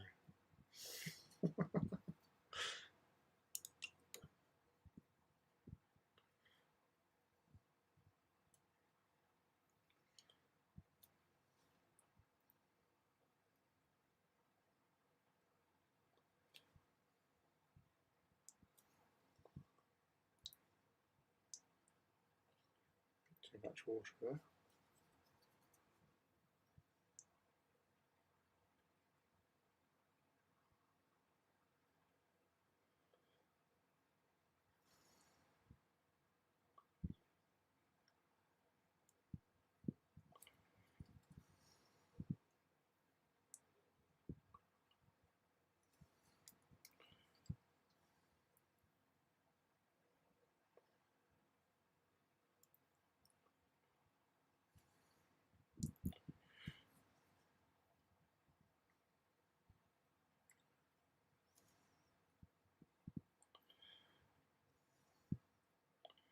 These.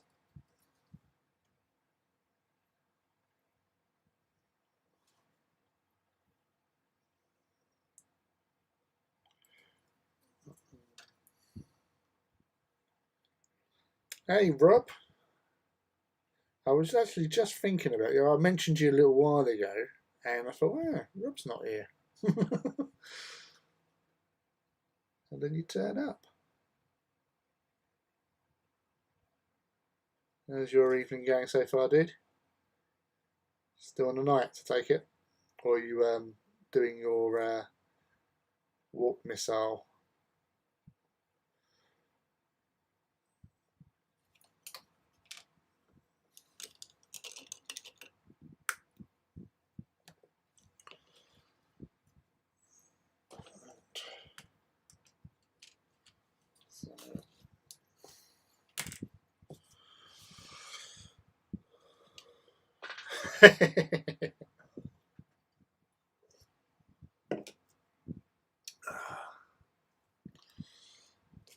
As a wise Dutchman once said, it ain't much if it ain't Dutch.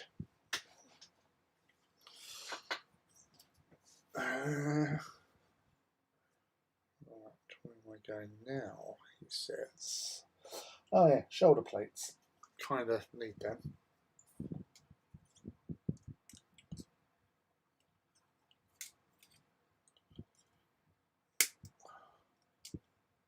So one thing I don't like about Warlord kits is the positioning of this. See where you always get this really horrible gashy bit that you've got to sort of cut down and stuff. You know, I know it's never going to be 100% perfect, but it's the one bit that just bugs the hell out of me.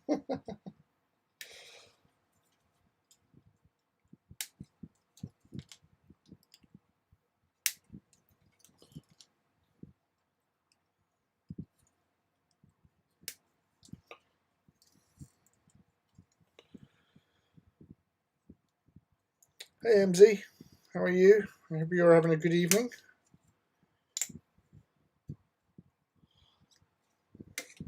Oh, twat the camera. You're watching some telly with your son. Cool. Anything interesting?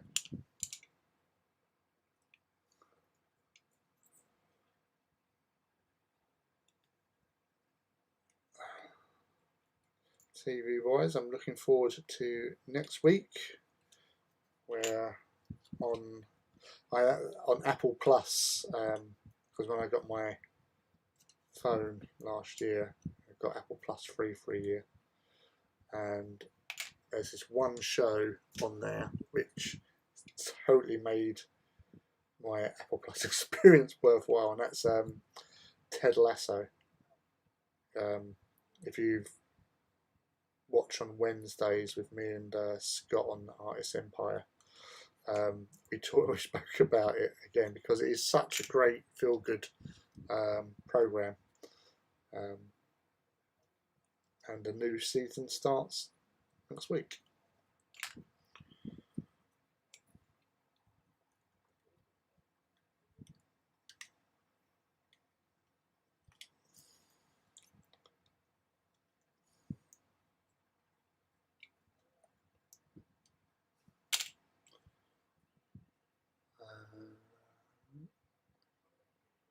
I build the missile but started painting the Army Squire. I have too many projects on at once. Yeah, you are a very busy boy.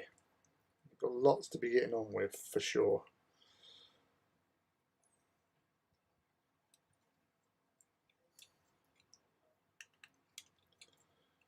And it's all good work that you're doing. Well, great work, exceptional work. Another level work.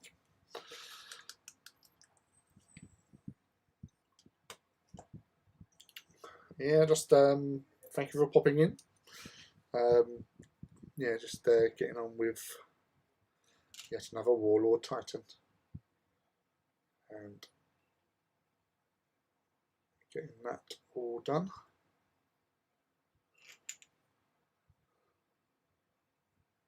It's always good to chill out. This is my chilling out, I think. Doing this on a Saturday night.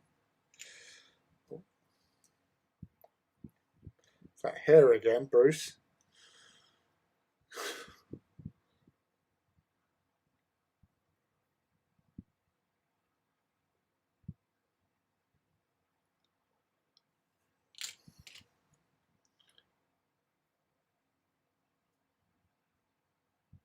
Flat brushes were made for doing trim.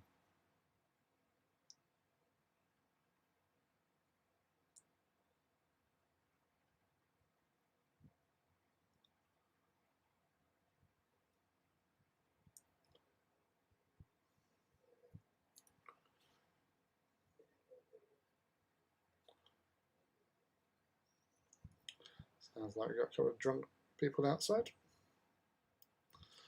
Welcome.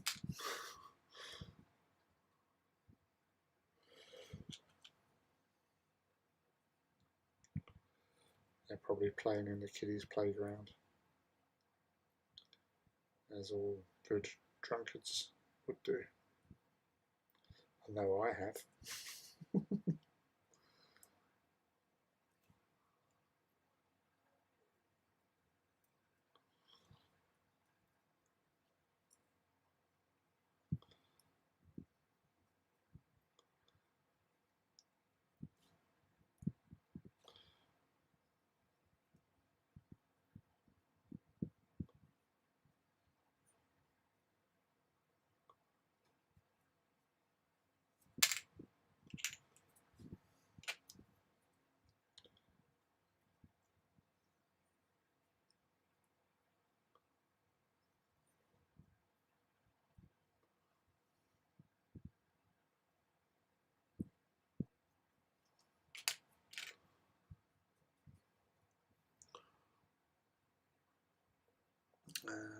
Rob, that's hobby, I think. I can recommend Dr. Death, kind of docudrama about Dr. Dunce. Oh, looky, new brush. Yeah, I've still got the old one. There we go. Old bendy, or one of the bendy ones. But yeah, I like, as I've said before, with trim in particular, I do find flat brushes are pretty good. See, once you've learned to handle them with the trim on these things. Easiest way to do trim, in my opinion. I know people use like Sharpies and stuff like that, but I really don't like the way the gold comes out on them. And plus, you know, it says permanent marker, but it doesn't stay permanent on it, whereas a good bit of acrylic does. It's not going anywhere.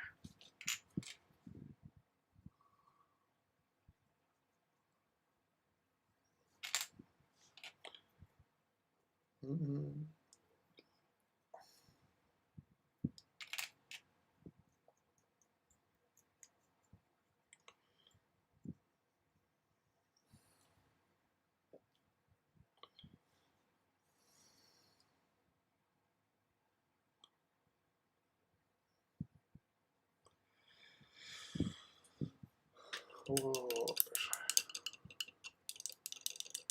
that damned hair. I know. gets everywhere, mate. Right, let them just have a little moment. Close that. To scare people who haven't witnessed.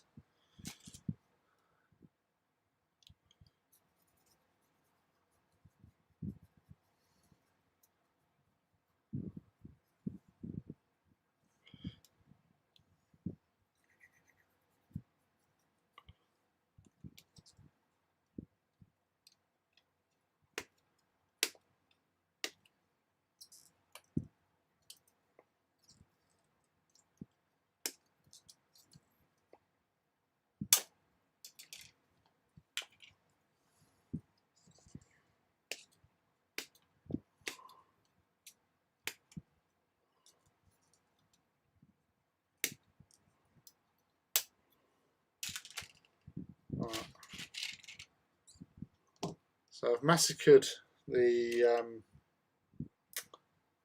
sprues there. So the waste from the agrax is going to go one way, which you want it going downwards. Really.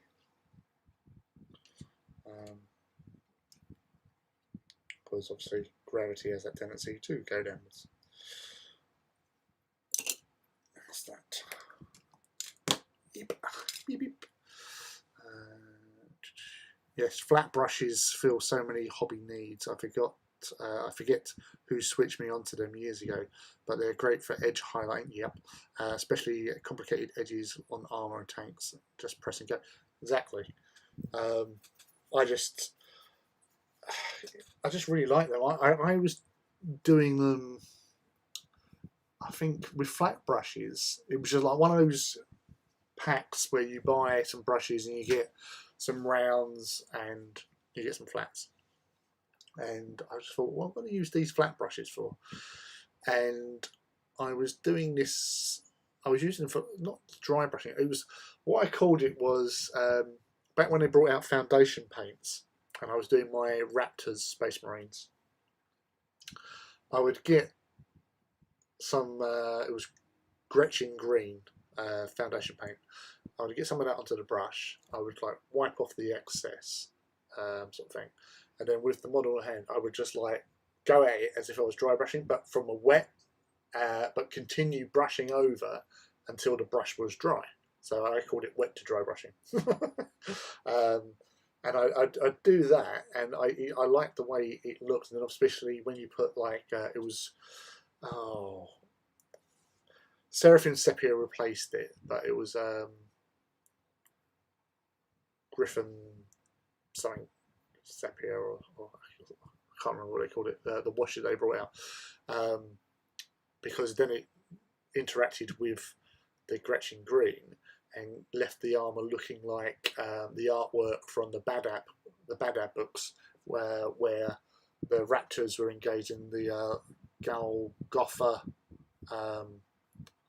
system, or the planet Golgotha, which was sort of like had like a corrosive atmosphere, so their armour was like quite sort of tainted, not tainted, but was discoloured, and was sort of like, you know, corrosive atmosphere was affecting their armour, and this sepia that I put with colours gave it that over look. So, but yeah, I'd literally just get the paint on the brush, wipe it off a bit, and then just go over the models, and it just worked. And I've done that on a bigger scale on a Bane blade, and the effect you got from it was like a bit sort of streaky, as if there'd been, you know, like the tank had been out in the rain for it, so like rain streaks sort of thing. So I really liked the look of that, and it did look quite effective. So yeah, that's what I was doing back then with flat brushes. But yeah, as you say, using them on trim in particular really works well. Really does sort of look the part, and you can use them for, as you say, like edge highlighting, just catching what you need to paint at the right angle. really does sort of make it stand out that little bit better, he says. So, actually, there's a flutter.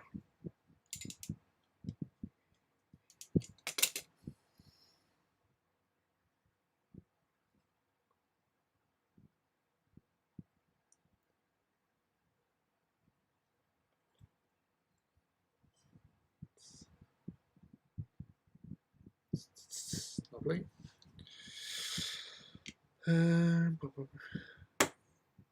Yeah, good for blending there, Rob. What brands of oils are you using? Loving Abteilung 502. Chestnut wash. Yeah, I like lots of people. I've never used chestnut wash, but I have several friends that absolutely love that stuff. They would marry it if they could.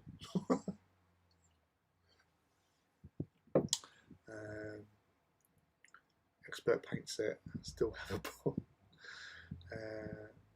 Sorry, back again, airbrush playing up. Oh, those pesky airbrushes. Winsor & Newton oils, mostly as washes. Would like to experiment and learn a bit more though. Yeah, I use Winsor & Newton oils for when I'm doing my oil weathering.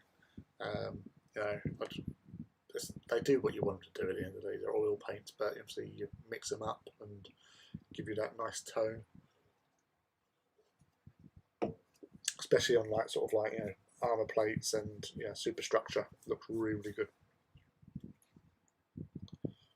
So put them to one side. Out to way. Come back to them.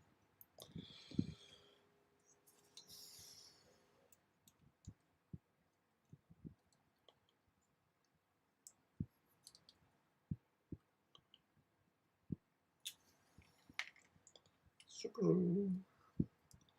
Get you, Mr. Super Glue.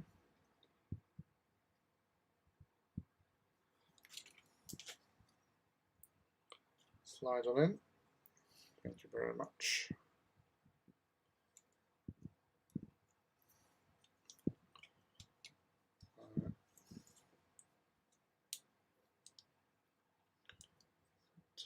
Nice. Make sure that's in place nice and firmly. I got an airbrush, but find myself using it less and less. Abteilung dries far too quicker than Winsor & Newton. I used those at first. I recommend Zach Gaskogun if you want to learn more about oils, or Marco Frizzoni. Alright, so is Zach Gaskogun a YouTube channel, or or are you just throwing in words there just to sort of like try and trip me up, Bruce? What are you up to?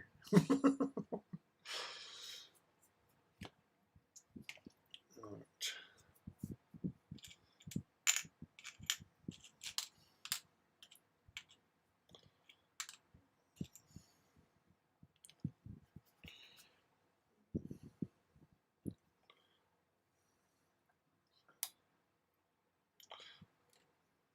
Position.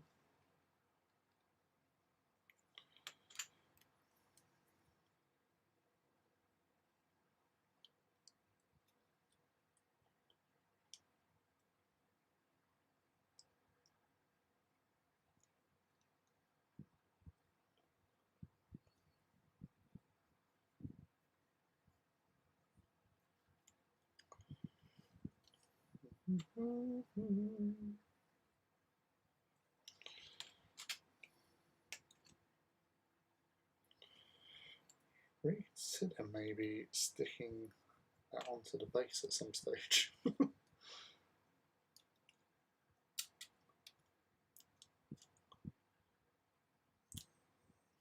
knock my fingers to it. Very, very silly. Alright. Yeah, I thought the Marco Frizzoni one was, but I wasn't sure about the Zach Gaskogun. But I should have known that really by having such a long name. Check out Night Shift on YouTube for weathering, builds armor kits. Cool, that's another one added for me to have a look at some stage. When I get the opportunity to. So again, it's all working out for everyone here. You know, we're learning about all these other YouTubers to check out for helping us with our own hobby projects, learning something new.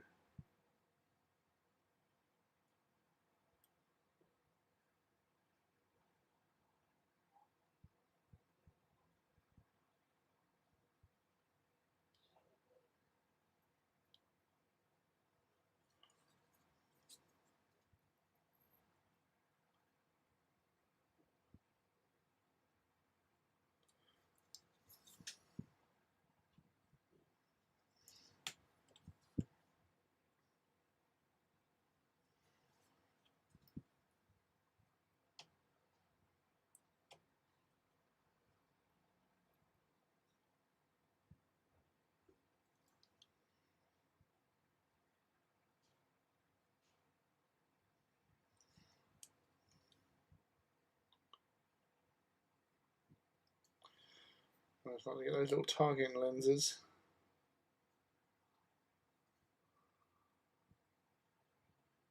Not so much on those cannons.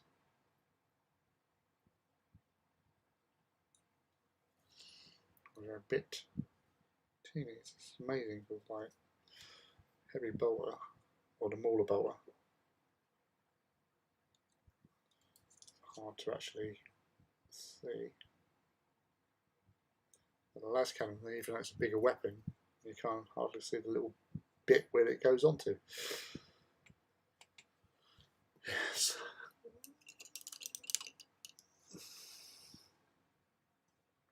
Started messing around with plastic card, learning new things one step at a time. That warp missile was my first serious working with plastic card. Well, for the trim anyway. 70 hours of chipping on a kit. Jesus! 70, oh, bloody hell. But I'm sure that once he'd done all that, it would have looked pretty amazing. Seen some Zadkus Kagoon videos, they're pretty good. Well, if it's good enough for Rob, it's good enough for me. Now, thank you, Bruce. It seems to be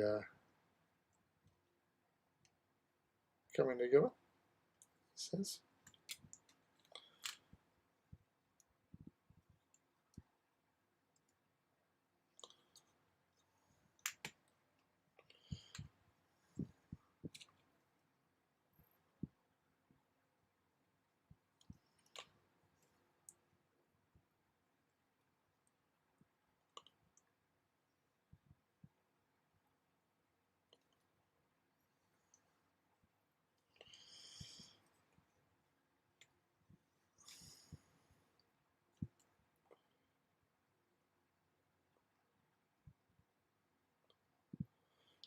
When you've been building and painting Titans, who has actually, with Warlords, those that have built them, how many times have you put these things around the wrong way?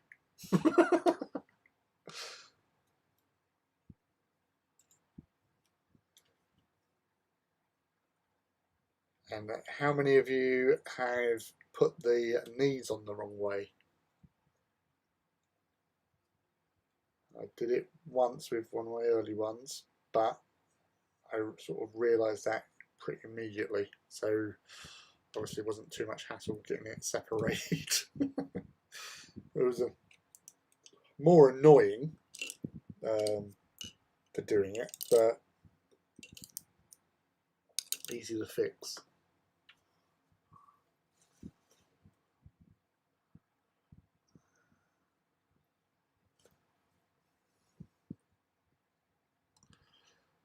See Zach Gatt's new AOS video, Let's Make N 40k. I just put an original needle back in. The amount of dried paint it just got out of it was horrendous. Third-party needles were obviously too thin. Oof, that doesn't sound good. No, I haven't seen it yet. Watched this Black Armour guide for tanks today, though. I only built 2 of those, and they were my Mortis Maniple when the game came out. I don't have that Maniple anymore, sad times. Oh, that's a shame. Even though it is Mortis, but no. I think most people understand my my feelings towards Mortis.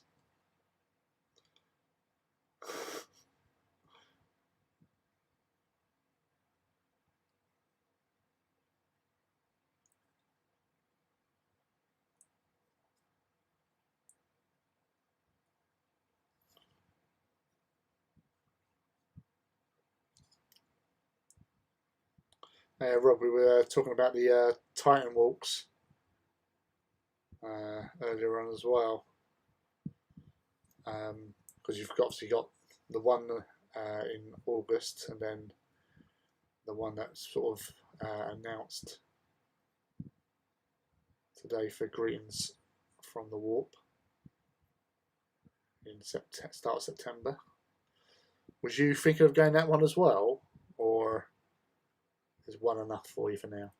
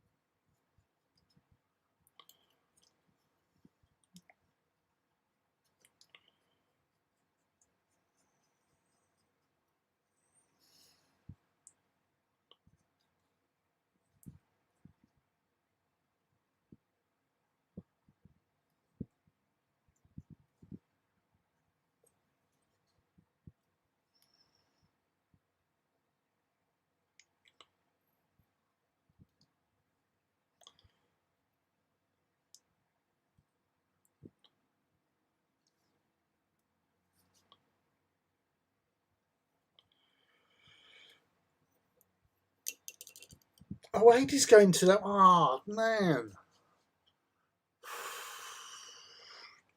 Oh, I'm gutted. Oh, that is. Oh. AD does some bloody amazing work with his. Was it Victorian Titans? Legio Victorian was just so. Well, I say I copied his Warbringer's skull mask look because it does look just amazing, that thing, and on a Warbringer it just gives it another sort of level of awesome, and that's why I don't mind Warbringer's heads, especially when you do a skull mask on it.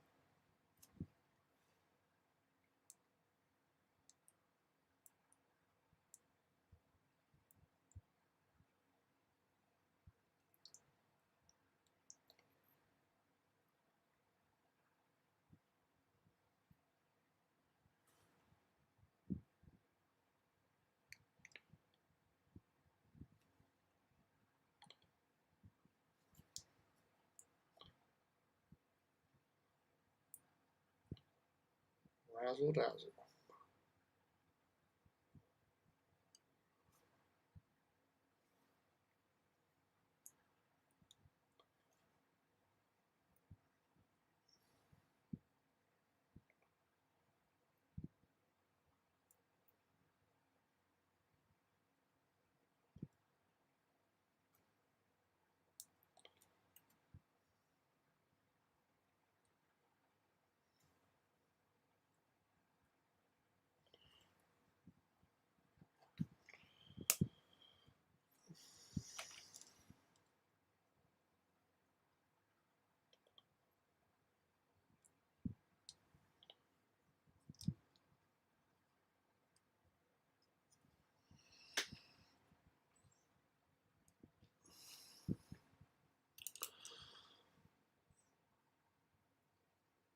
Oh, I thought the thing was in the Midlands.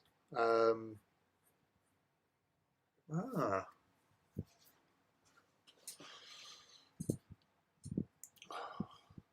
I might just try. So if you don't ask, you don't get. I might just ask if I can get another Saturday off.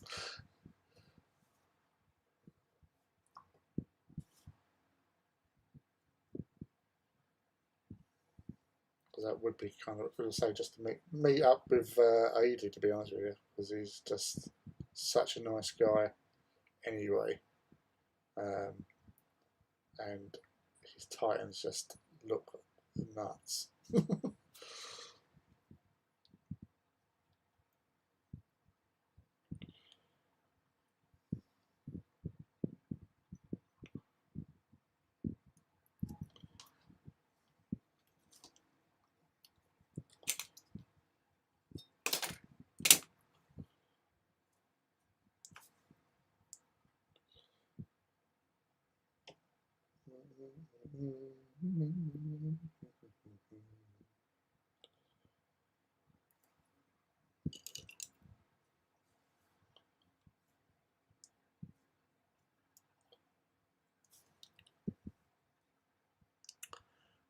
So did I. The Warby head in red.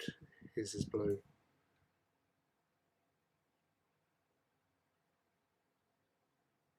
It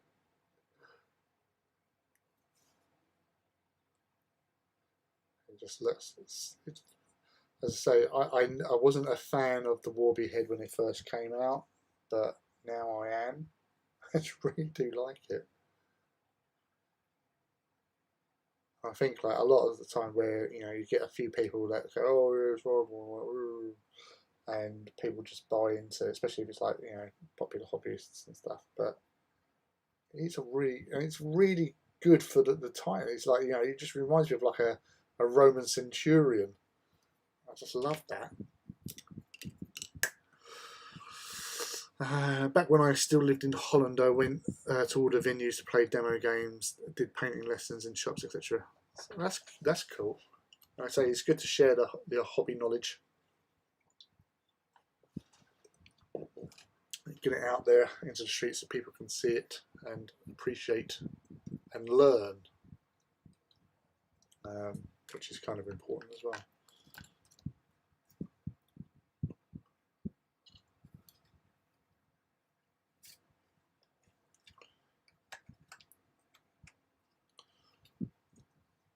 So that's, if you can remember from last week, what we're planning to do with the stance.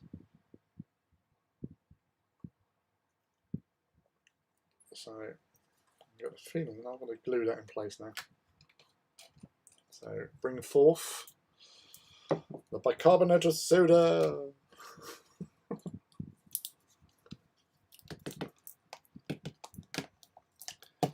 Thank you all for joining us again this evening. Lovely to have you all here with us.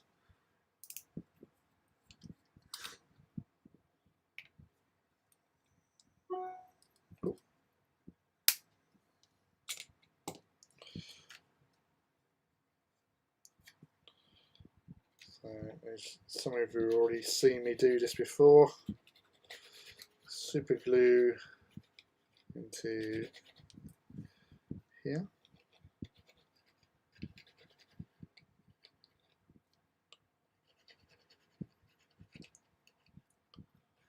Into there. Some around the base of the foot.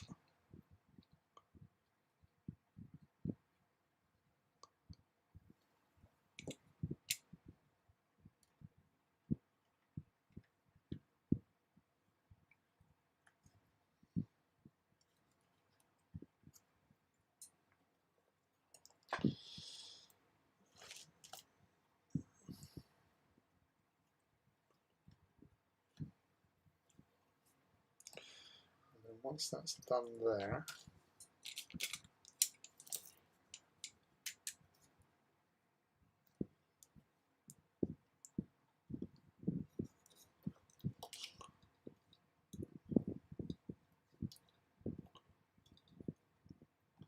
Can't really see it that well, sorry.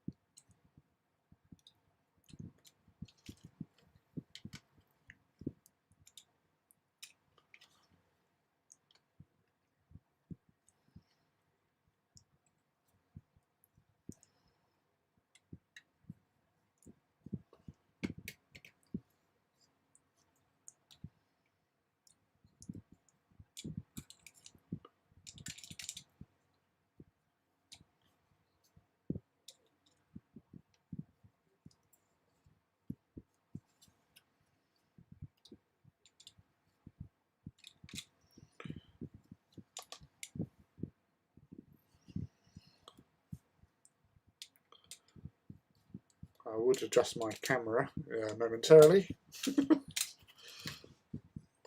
it sort of slipped a bit while I was doing what I was doing. So just getting that bicarbonate soda.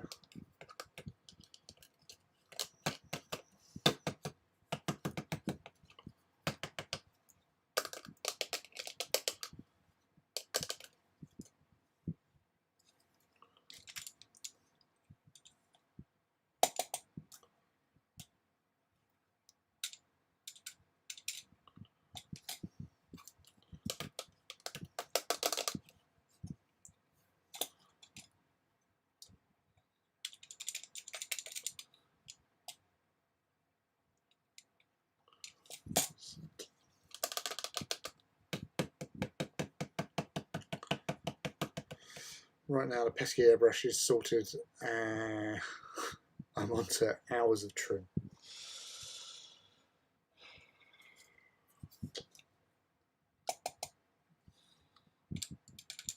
I hope that one day, Dave, that you'll find the zen of trim where you can become one with your brush and your eyes and just go at it.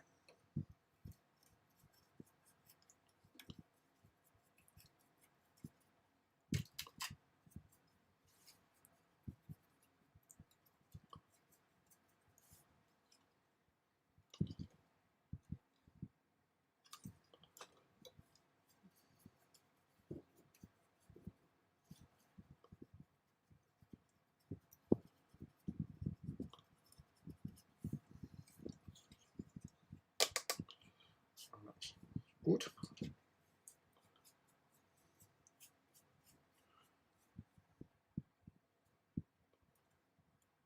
Get out of the way.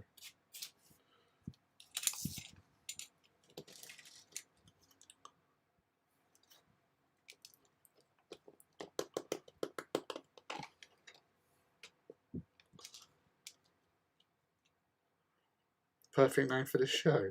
What, hours of trim?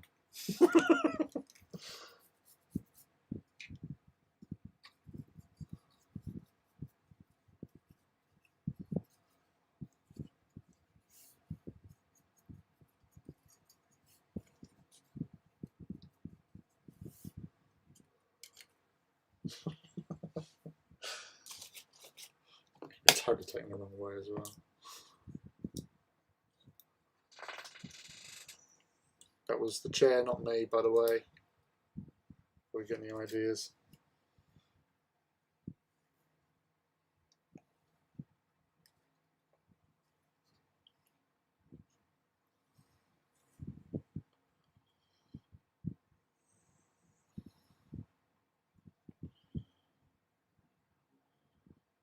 There's some colour for these little bits over here for sure.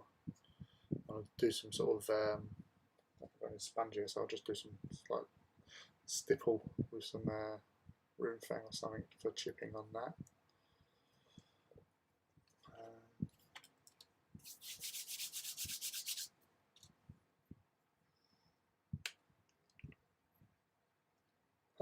There's that hair. That one solitary hair that's been causing all the trouble today.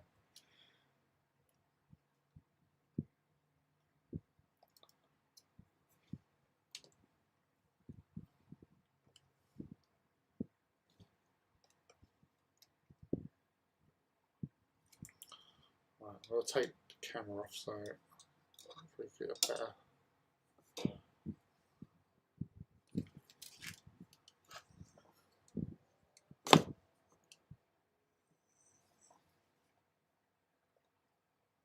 So that's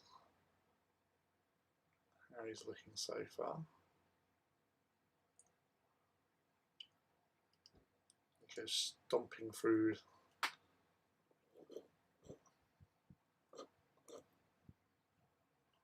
battlefields of Riser. Oops. That's the main parts. We've got the gun shield to go on to the cannons there. And then have a little rest and recuperate.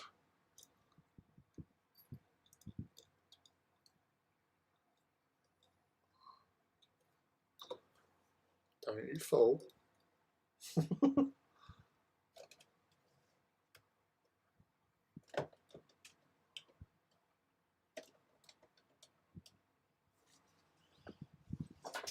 Wow. Oh, the Zen of Trim. Yeah, no, I like that actually, yeah. The Zen of Trim.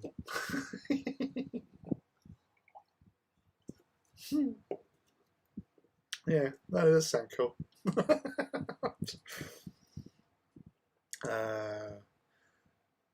Looks okay if you like that sort of thing. Great job. Thank you very much, Bruce. Thank you, David, as well. So that's a good thing when you're doing sort of things like down quick and dirty. That's why Nurgle looks so cool.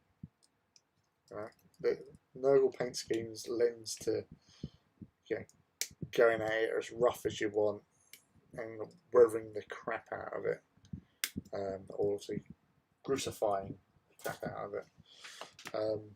But they really do look really cool once you've attained that level of disgustingness. The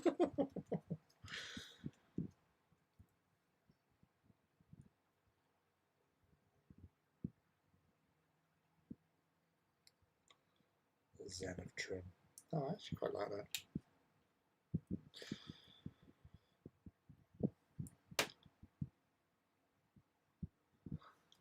Let's turn that down a bit more. Yeah, it's crazy, like where, say, sometimes a name for a thing just comes out of nowhere from a little sound bite, and you got onto that, Dave. Well done.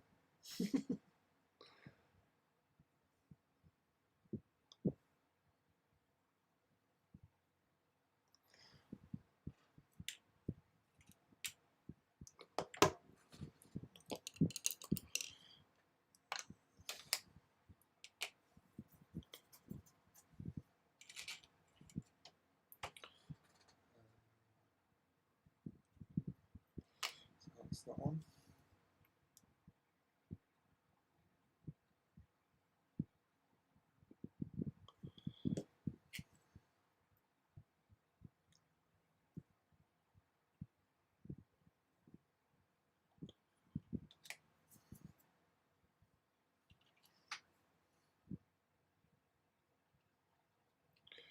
That's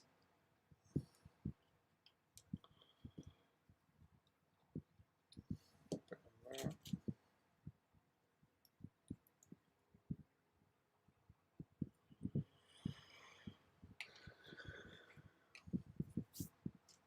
I need to give some that white going over, but also I need to get some Magrax onto that first.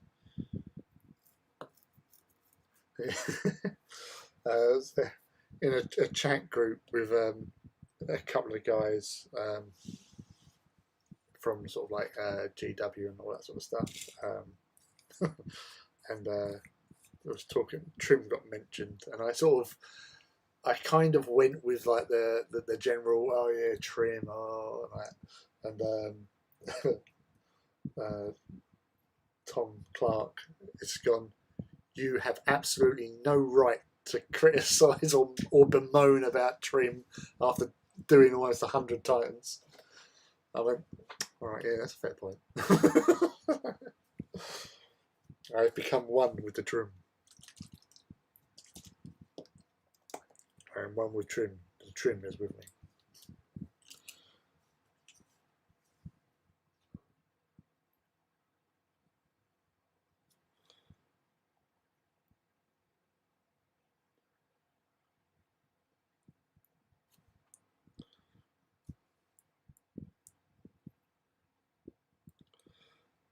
Washes.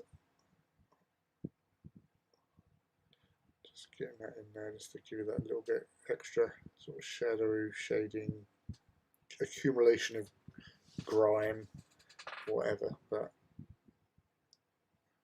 it really does make such a difference to how a model looks just from some watered down paint.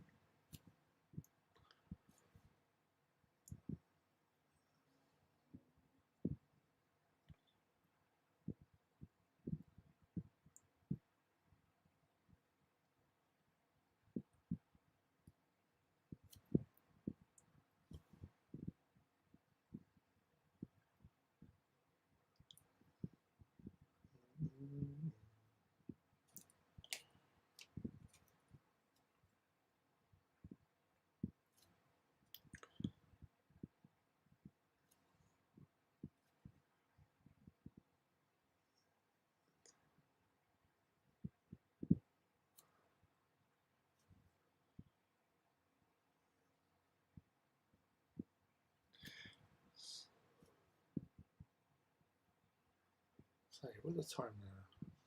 So almost 3 hours been going, so it's 11:15. Really does not. This evening has gone really quickly. I actually feel like it's only been like an hour.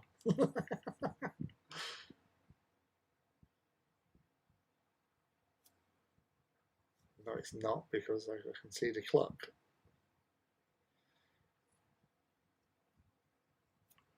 Yes. Time flies when you're having fun.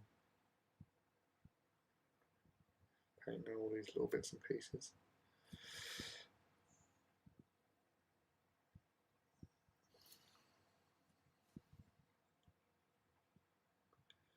Yeah, if you say those that join us later, this gun shield, I don't call it. It's not really a cheat, but because I'm using base paints, I just went over the entire gun shield with Liberator Gold, and then went over with Corax White and Calidor Blue, because they're base paints that sort of covers over quite easily.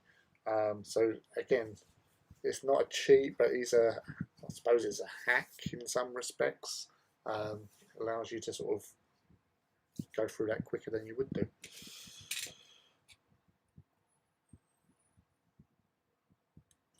Oh yeah, that's what I wanted to do.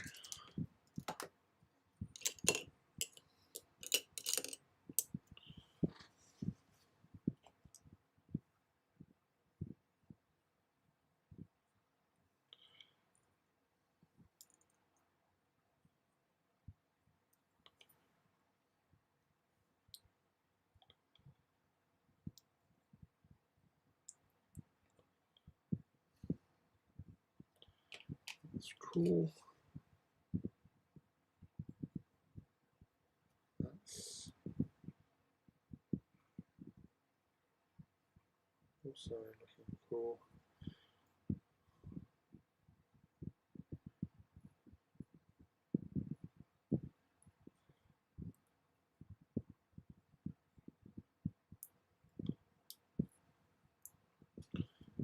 Double cool.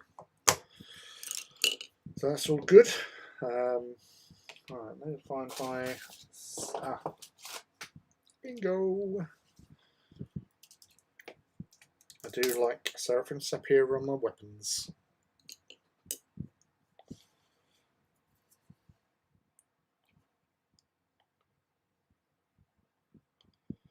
I just like them to look separate in some respects from the superstructure. So again, just adding a wash shade of sepia, or seraphim sepia,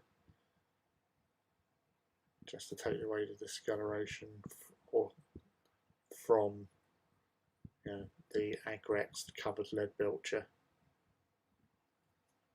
as such.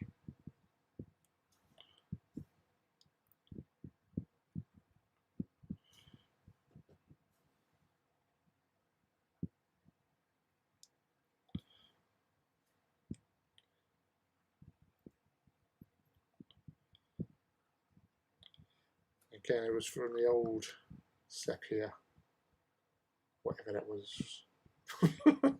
that, I liked the effect it gave to sort of like weapons, sort of like, especially like Archaeotech pistols, because it was sort of like a relic. They just give that sort of older, sort of distressed metal look to whatever I was painting at the time.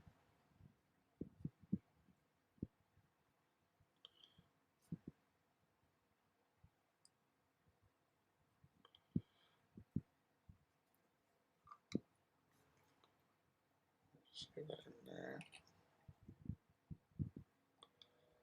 The heat sinks.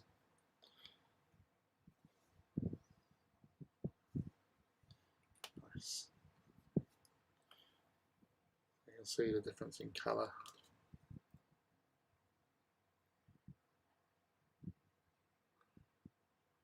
Also gives like a galvanised look, so it may have been obviously affected by the heat generated by a volcano cannon over sort of many years of firing.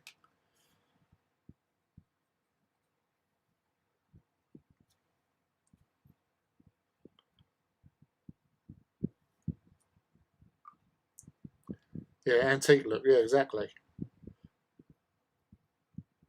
And these are living artifacts, avatars of the Omnissiah, avatars of destruction.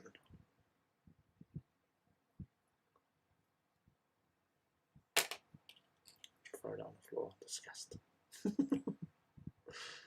Disgust. Never discuss with Titans. Titans are just too awesome.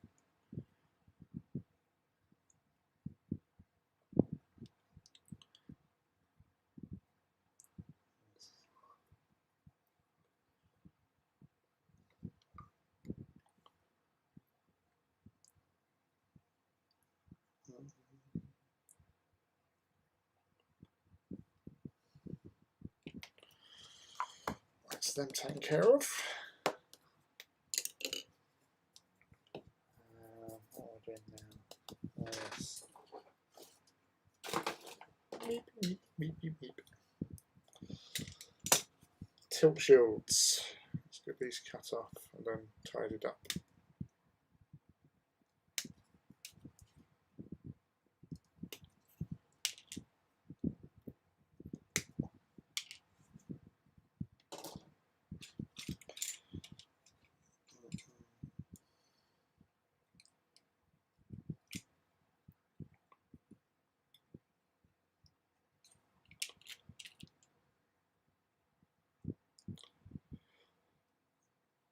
You know when you're sort of, focusing on what you're doing, you get in your head, you get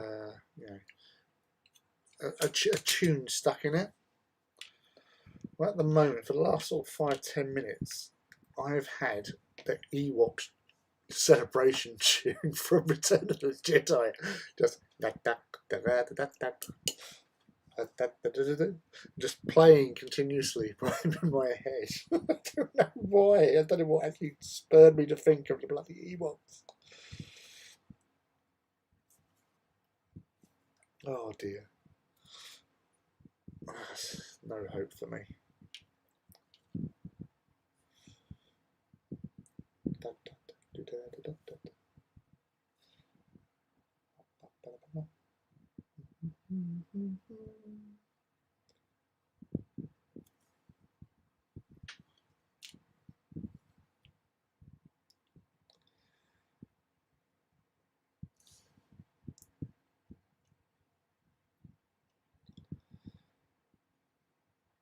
So with the Star Wars universe, I am surprised that the Ewoks, after the Battle of Endor, that they didn't actually go on a massive crusade to take over the galaxy with their success over the Empire. That would have been impressive. It would have been really weird to have Ewoks, because their natural affinity. You know, we saw an Ewok get onto a speeder bike and just, poof. Imagine if he got behind the controls of a TIE fighter or a Super Star Destroyer. Can you just imagine the carnage they would reap across the galaxy? This one little forest moon of Endor, with its inhabitants of small furry bears, just going on a massive crusade and taking over the galaxy from the Empire. The Skywalker trilogy would have definitely have been different then. Yes.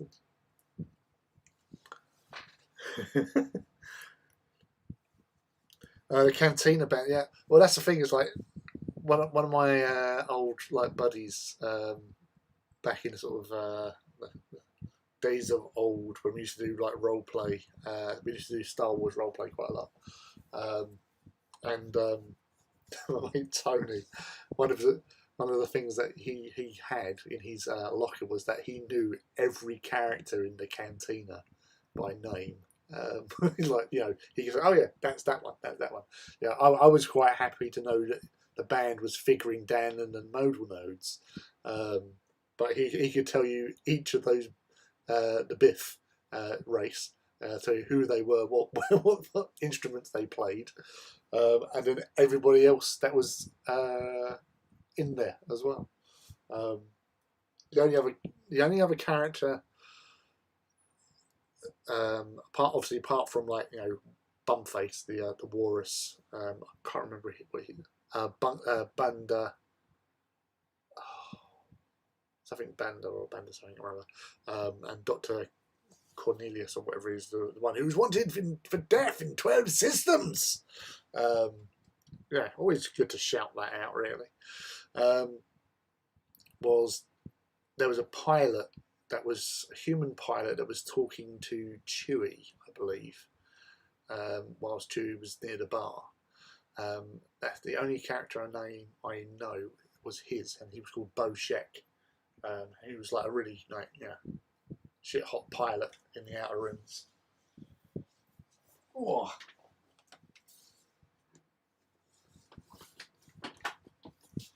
Just had to close the door there because there was a small invasion of flyy critters.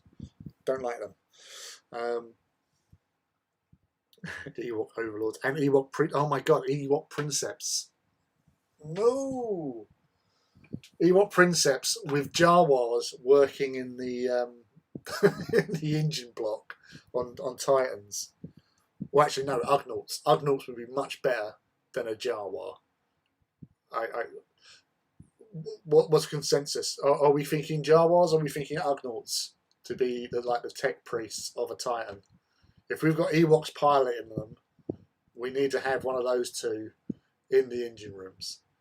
I'm definitely I'm going more towards the Ugnaughts because I fear for the Titan if you let a Jawa in there.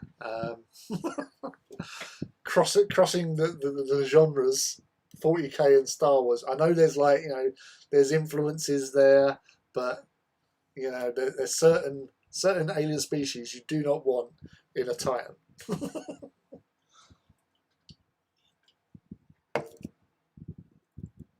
Ras. I have spoken.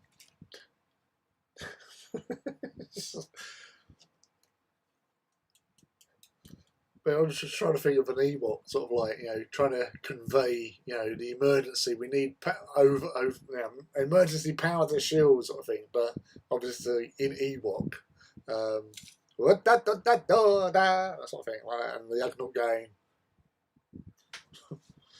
I don't know what you're talking about. You're strange.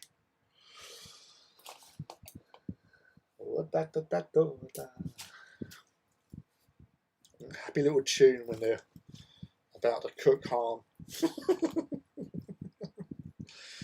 Yeah, just pass over another log, stick this on here, and we're going to cook up this human chap to feed to Princess Leia and C-3PO, their golden god. Whee.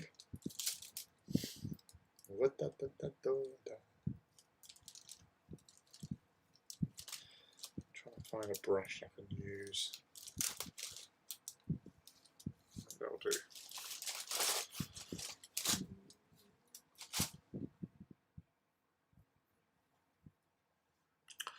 Charles would just run off with the gun servitors and the spares. The princess goes down to the engine block. I'm getting no communication there. Looks in there. It's just like stripped out wires. It's sparking everywhere. We've got a slight problem. We've got the plasma core's gone.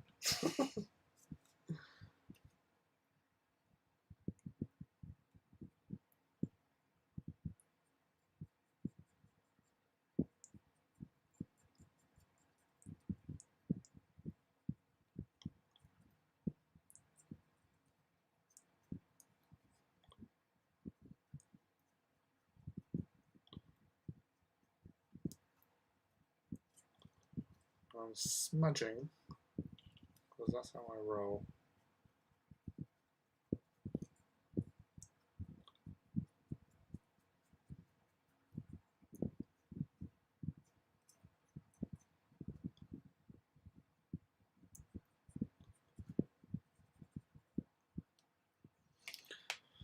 Start a battle with a fully dressed Titan, but marching toward the Jawas would make off with it. Yeah. Each step, something falls off. Then removed all the bolts.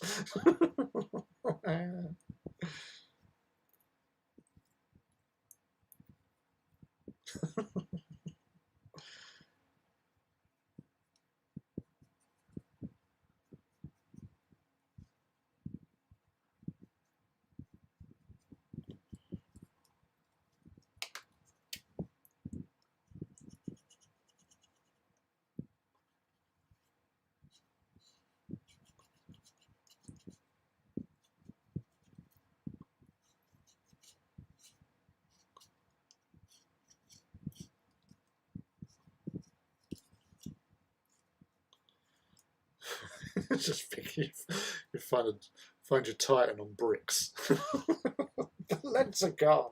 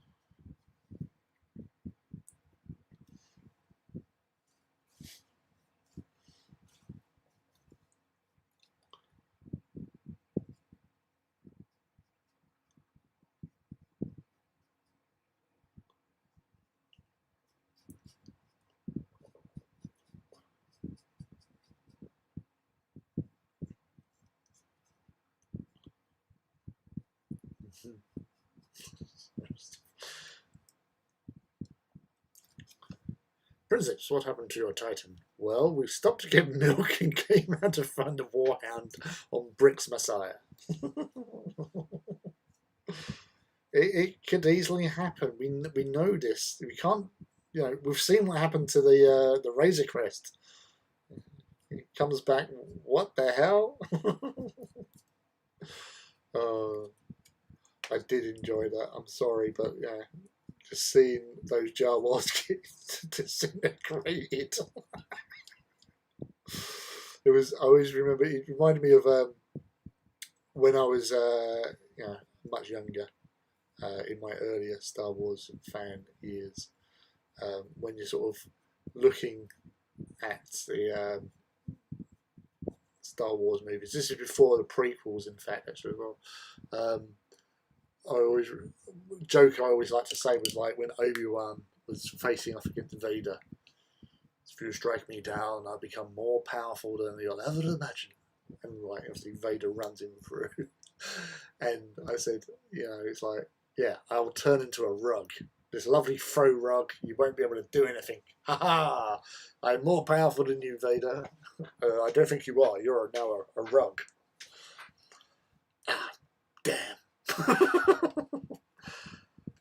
Qui-Gon, you lied to me. Don't think Qui-Gon would have done that deliberately, but he would have been funny. Jawas are good at fixing things, right? Imagine them finding bits of Titan, but not enough to make a whole one from the original pattern. Hybrid Hound and Reaver. And a Capital Imperialis disappearing into the horizon with some happy Jawas on board. What did he? See his thing just disappearing.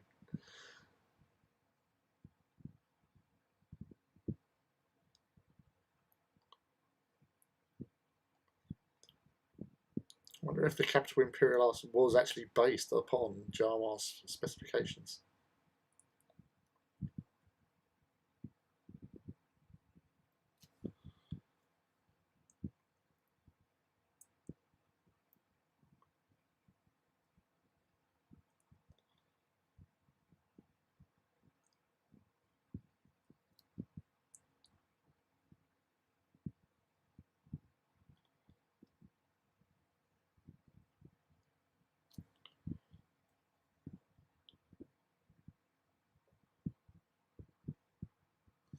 Imagine if they'd done a cutaway of the Capital Imperialis, and then suddenly you saw it's like one room full of droid parts. This is the way.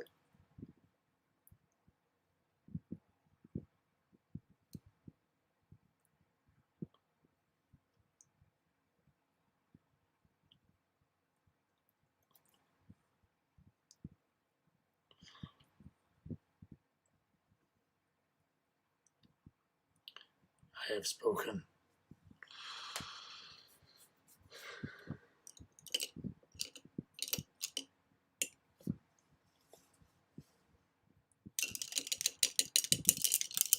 You're also a cool character. I have spoken. Principled. I liked him.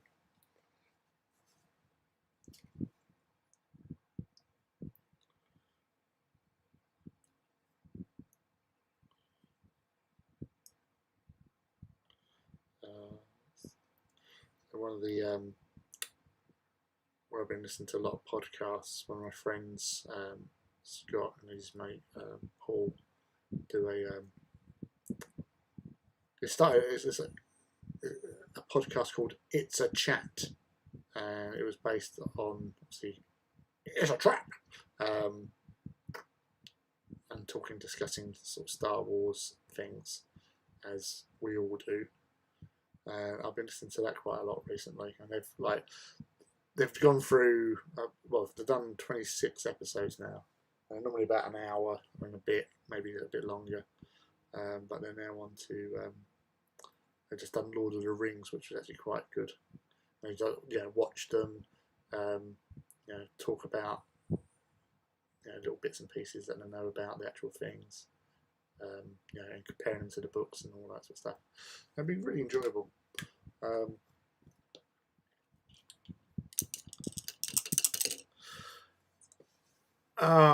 Head off and get some sleep. The sun that is upstairs of the house. Take care, folks. Nice chatting. Yeah, thanks, man. Thanks for joining us and talking about Jawa stealing stuff. I look forward to seeing your pictures of what you've produced tonight with your Metallica dudes. But yeah, nice having you here. So, sweet dreams. Sweet dreams, young prince. Gosh, right. Pads. Alright. So what I normally do with, I'll get the other one out. So 2 seconds. So as you can see with this one, it says, "Come on, focus."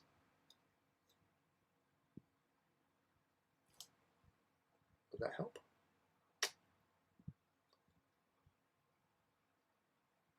There you go. So I freehand the symbol there.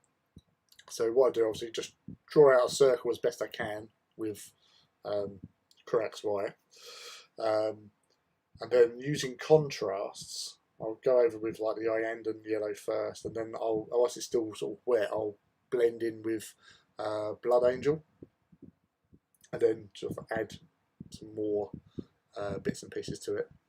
And then obviously I'll draw them on with a very fine detail pen on that. So I'm going to have to do that again with this one as well.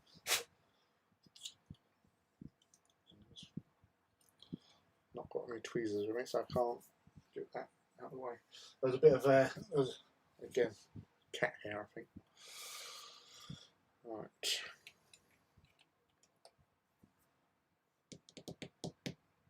Correct one.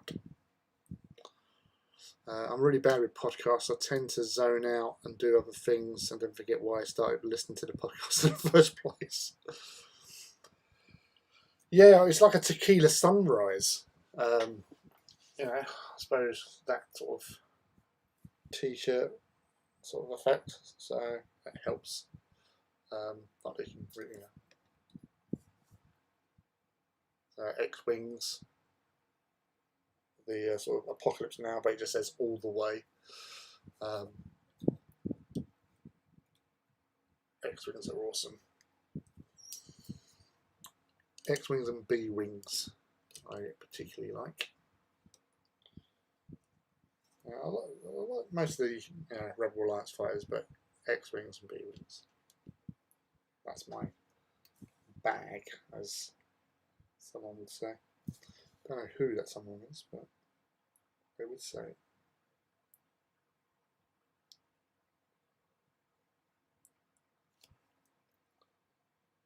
Sure. Yeah, fine. Yeah, as I say, it's where I've just taken it from the actual artwork. I have managed some guy. It was actually on AT18 a couple of months ago.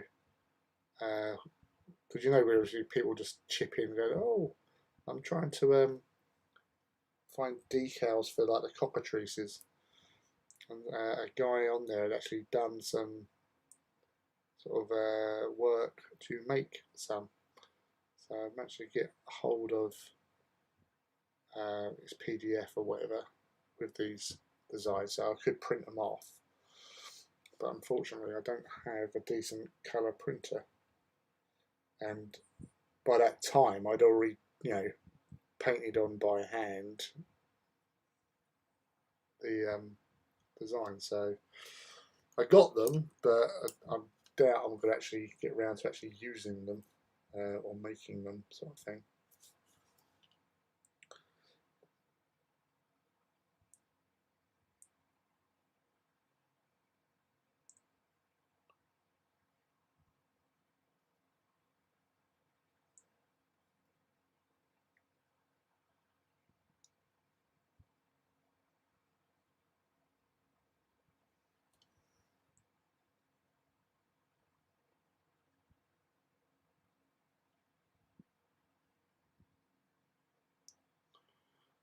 That'll do, he says.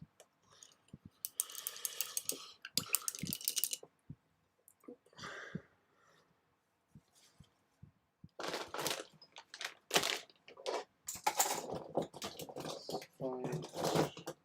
In case I had it in there. I've got a few notes as well.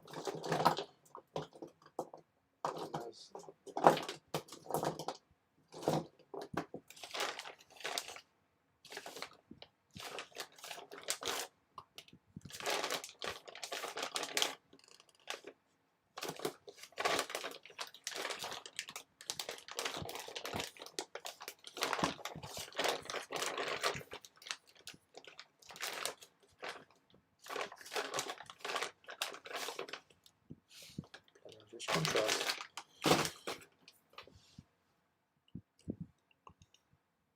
Yes, another new brush. I did almost mention that earlier on. After you mentioned the first one, but I thought, no, I'll just keep going to see if you noticed. And you did notice.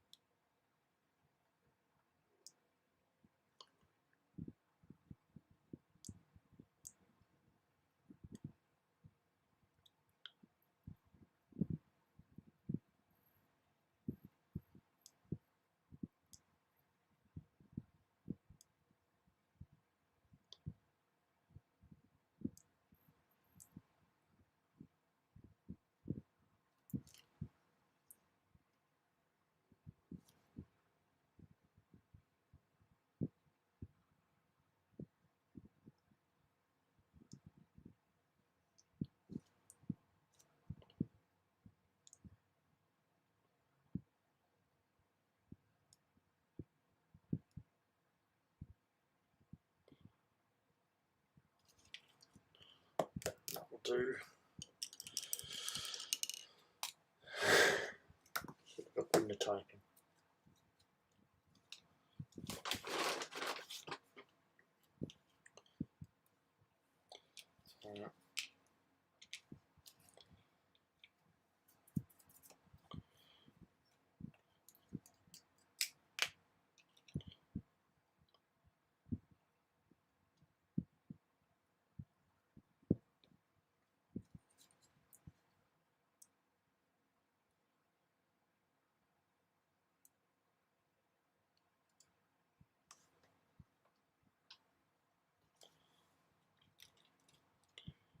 Get them into position.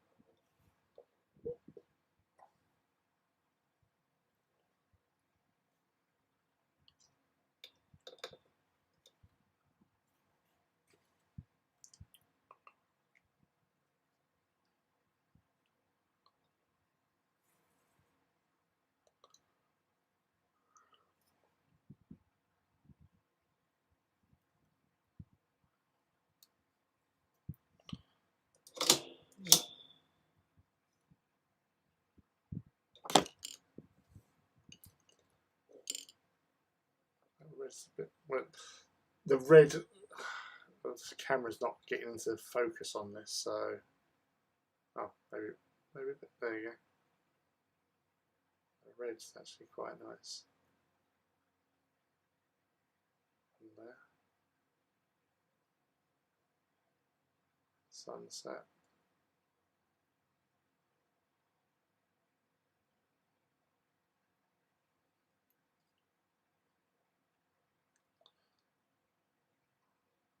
Get some, yeah, we'll get some white up there top as well, sort of thing, just to tidy that up.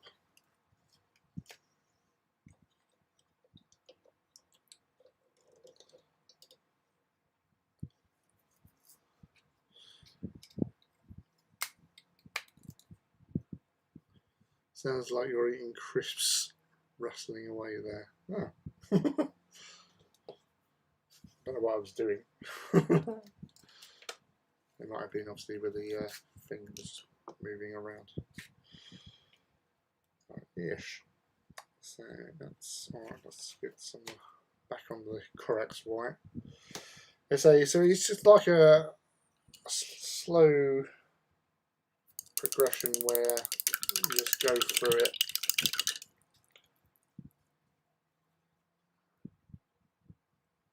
Just try and pick out and lighten.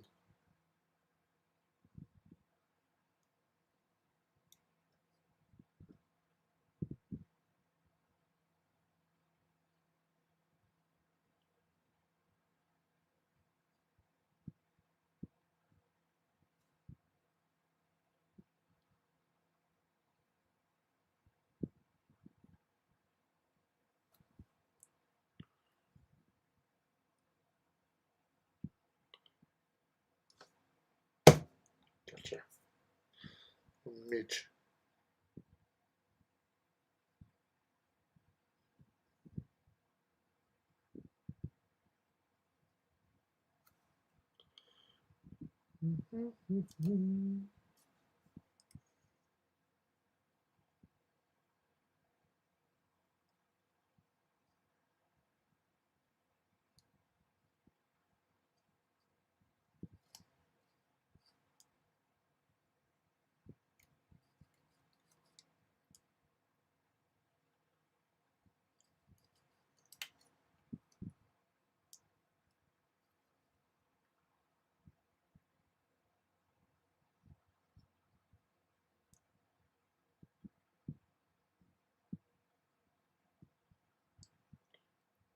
So,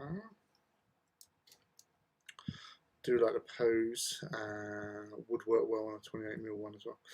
Yeah, say like you are the king of posing, if that can be an official sort of title, because say your guys for your Solaria just looking badass all round. As you know, I'm a huge fan of your Reaver in particular.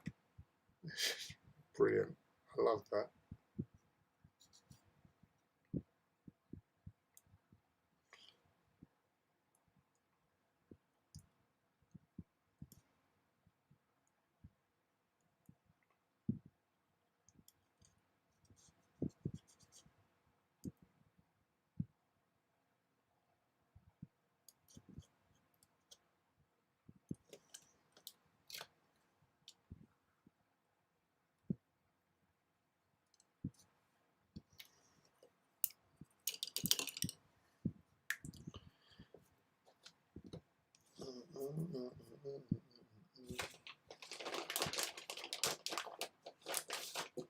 There you are. Some basilicanum.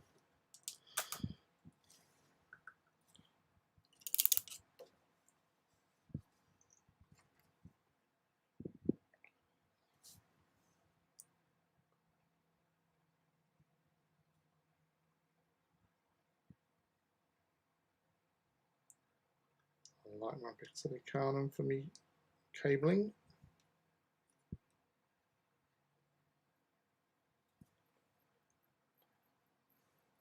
Does exactly what I want it to do.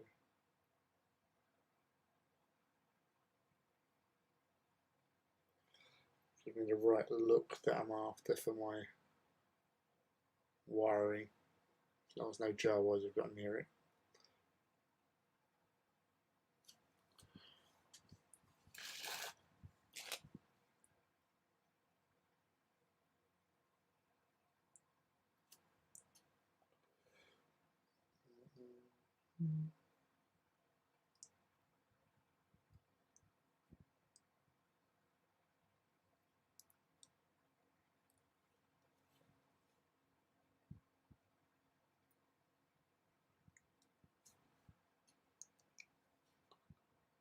Contrast paints.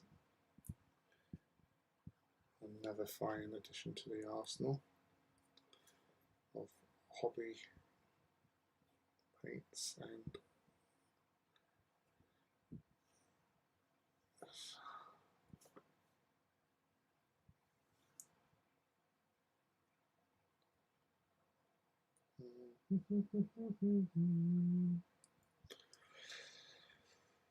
I'm looking forward to the Warlord so I can have some cool panels like you've done on the weapons. Yeah. So you've got the cogs. I do particularly like, white cog on the blue background, which does look really nice. It really stands out. Obviously black if you want to put them on the white. This works on so many levels.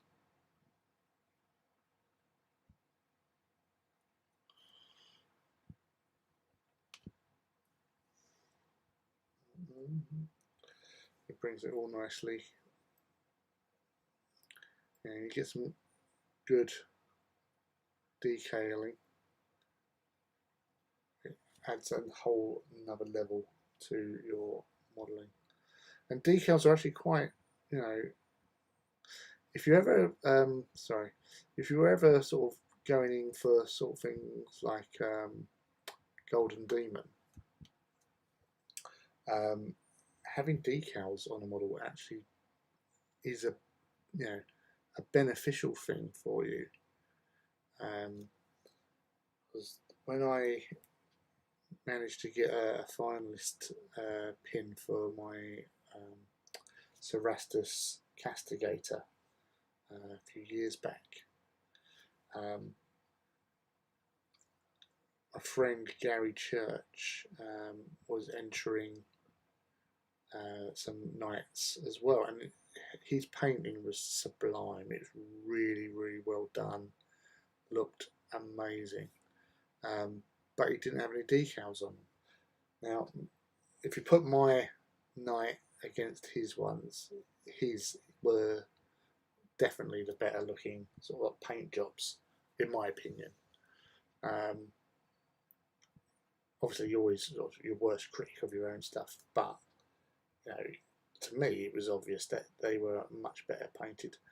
But he didn't place. Well, I didn't place technically. I just got the final table, which was amazing. But he didn't, and he was told afterwards that by one of the guys that sort of worked for Forge World, and they actually said because you had no decals on there, putting decals onto a model, so especially if they're official ones as well, that they do, it does actually help and goes a long way to sort of making you sort of more noticed, apparently. So if you're ever contemplating entering a Titan or something like that, make sure you put some decals on it.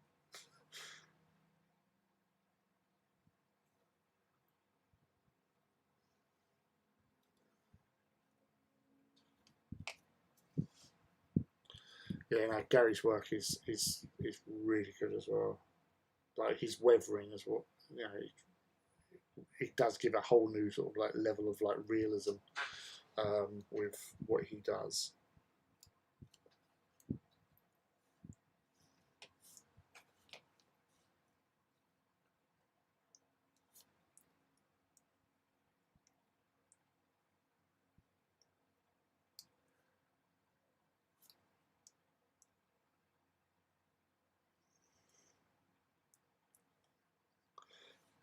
Famed for his Mortis Titans, but strangely enough, his first Titans he painted were Ignan.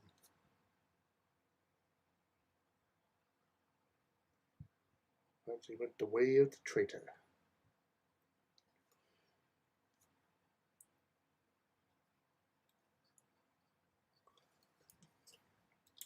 Such is the way of kings.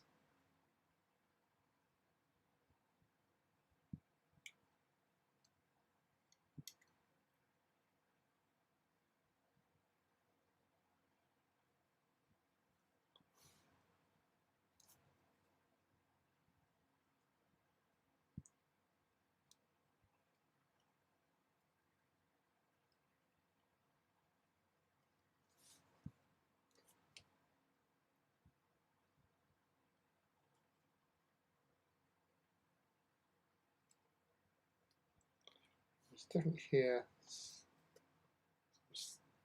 Music playing outside. So I wonder if we got some, because where the park is, there is also a car park, and you do get youngsters going over there with their new cars, stereo systems, and just playing their music loud. Sounds so old saying that.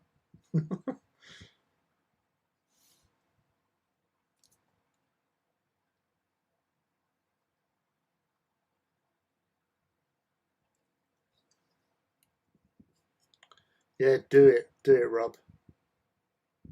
Do it for the Legio.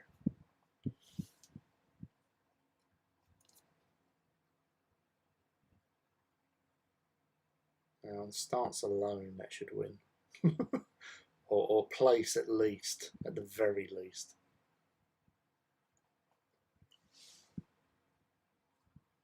Yeah, especially when you take into account the awesome paint job.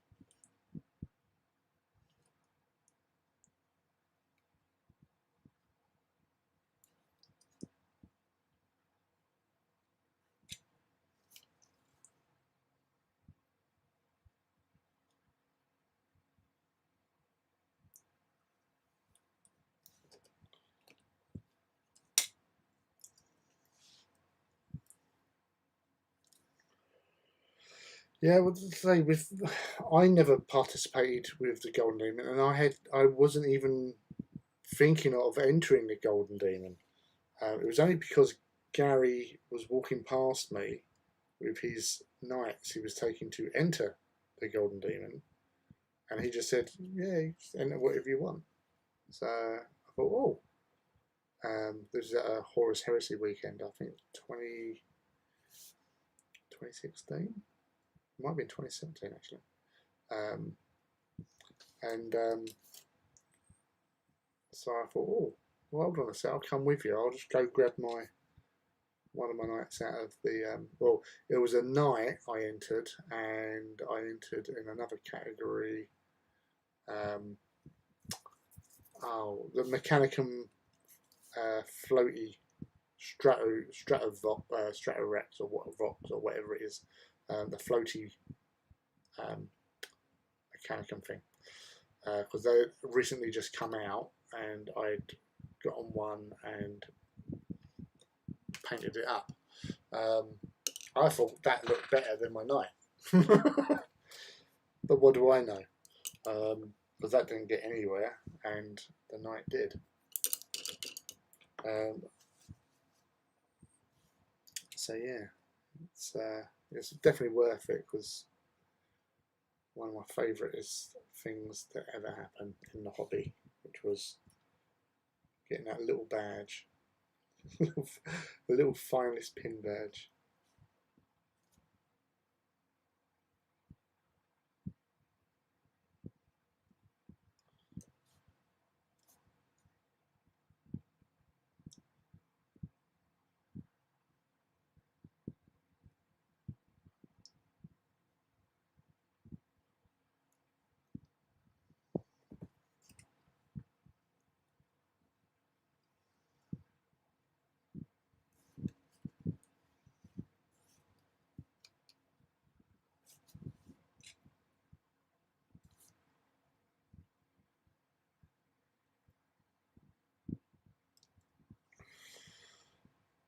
I was put on a hobby roundup, and deservedly so, because it's awesome.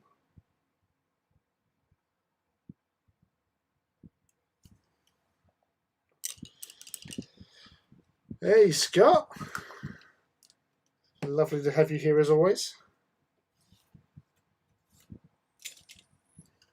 So, as soon as she just turned up, you can see it with its guns on.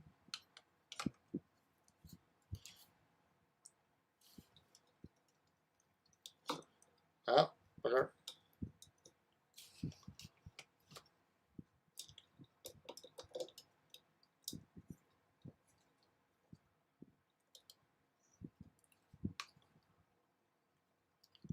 So that's the look of this dude.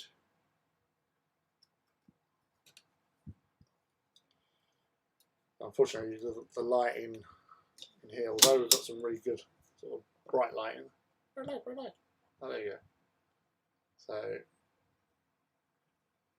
as it's sort of crunching over onto the crane.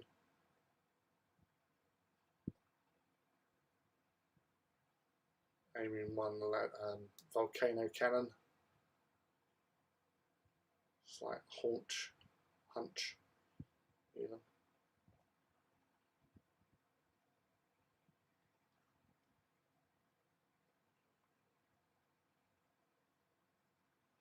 But yeah. So turned out quite well, I thought.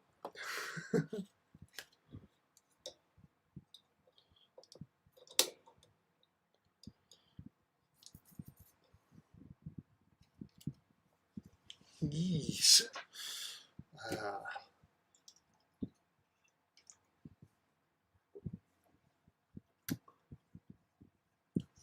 Do I do mini decals on the weapons?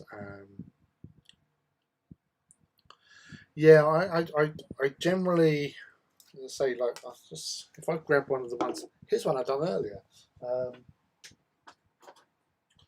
So here's one of the other volcano cannons I done for the other dude. So a few kill markings.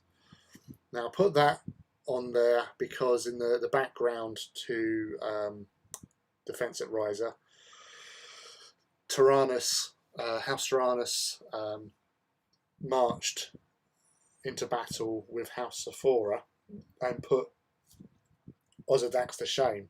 Osedax were holding back, assaulting the city of Endurance because the traitors had already taken the full city of Endurance. There were gaps in the walls, but obviously Mortis and the Gore Crows were there, and it was like the knights just went, no, enough is enough. You know, we're not going to let these traitors sit in the city. And so the knights, I think there was about 300 in total, marched and charged towards the walls. Unfortunately, there was a large expanse of ground which Mortis and the Gore Crows were just, you know, firing and shooting, and you know, and only about a third of the knights that charge got into the city. However, the Titans of Osedax were sort of sitting back, and because they were sort of shamed by the brave action of these knights, they thought, oh, damn it, we can't let this happen. We've got to support these guys and help them, and you know, we've got to do something. And they came in, and because the Mortis and Vulturum Titans were focusing on the knights that were approaching them, Osedax, as they moved in, were just basically just bombarding the Titans. So they were going like, "Oh, hold on a second," and that can, you know, cause confusion, and it obviously took out some of the enemy Titans, because obviously when they're focusing on one target, they get obliterated by another.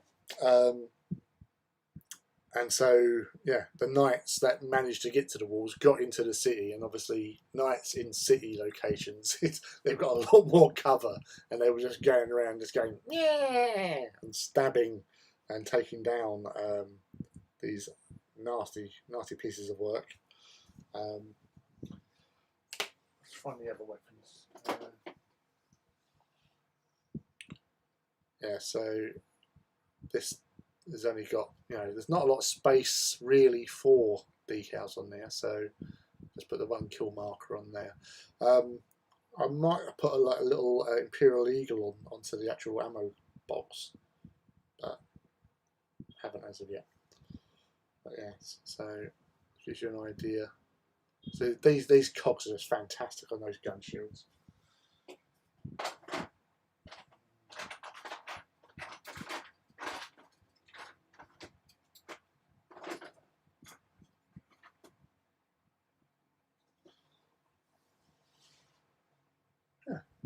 Yeah, lots of weapons to choose there.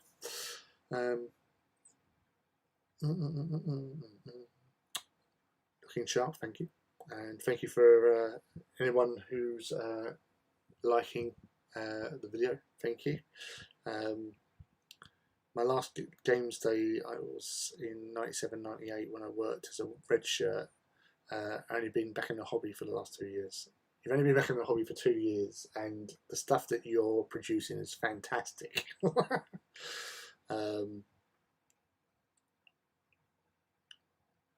Yeah, no, so it's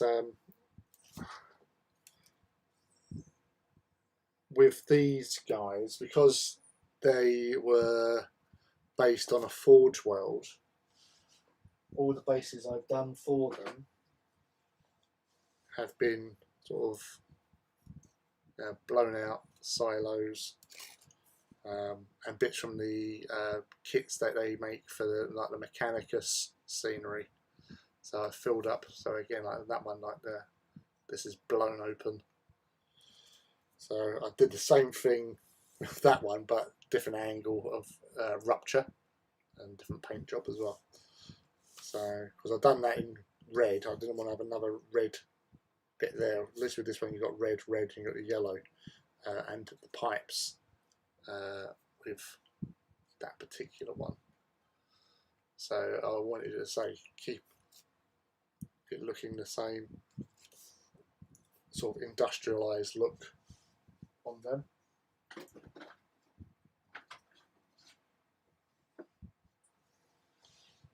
Alright, with this Warhound with its little gas doodah pipe that comes off of it, and then half a smegged container. So yeah, so that's what.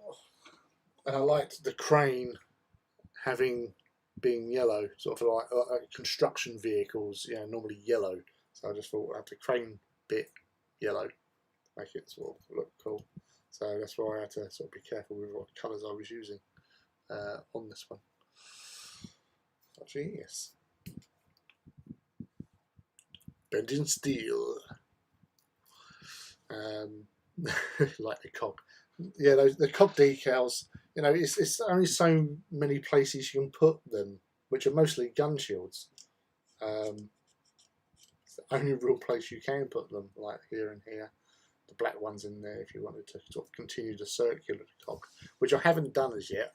The quartered really do look quite nice though when you add those cog bits in. Right, quick look at aggregates.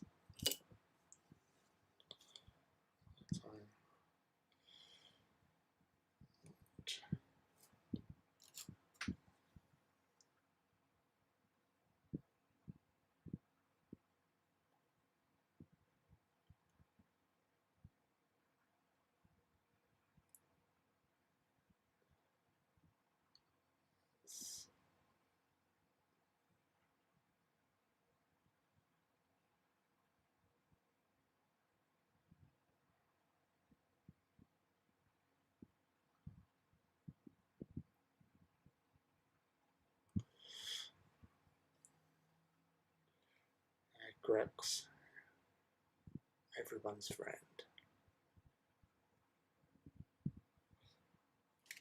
You know, I can't remember the last time I used Nuln oil, to be honest. I know like so many people are like, oh, Nuln this, Nuln that, but I don't use it. Agrax for me is far superior. There's a superior wash.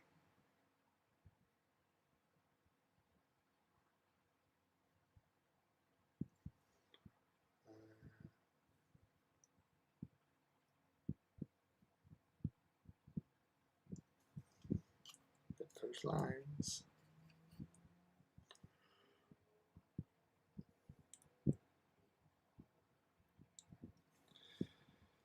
Yeah, you can't really see it until this bloody thing focuses. But yeah, so you can see the Agrax parts there around the edges. Get a little bit more. And then obviously where I just go in from the edge with some Mephisto on after the Agrax wash, and then go around again with Evil Sons. But it's like I'm airbrushing, but with a brush. Yeah, Agrax is just such a great colour to work with. And you say it's that oiliness that really does sort of lend to the whole weathering process.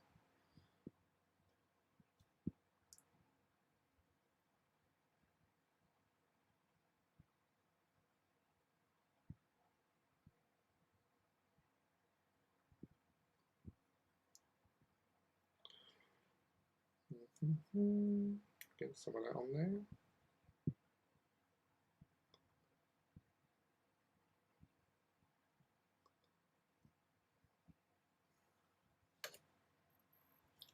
Yeah, even just doing a little line of wash on something, and you know,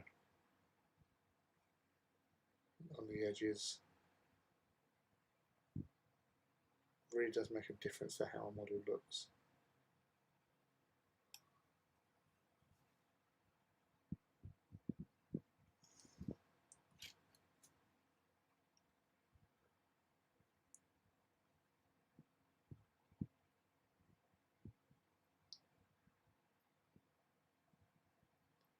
Roof hatches.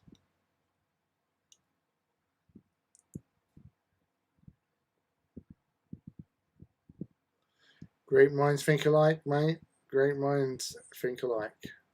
Or use the same paint schemes.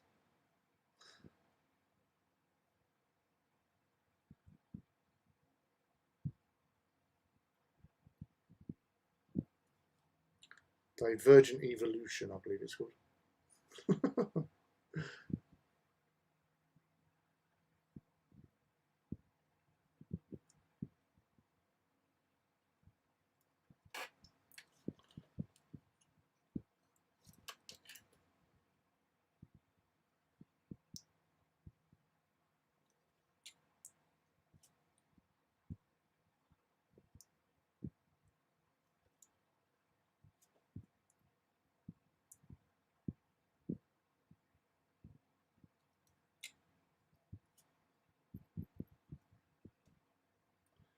Is that there? Bit of mess around here, but never mind.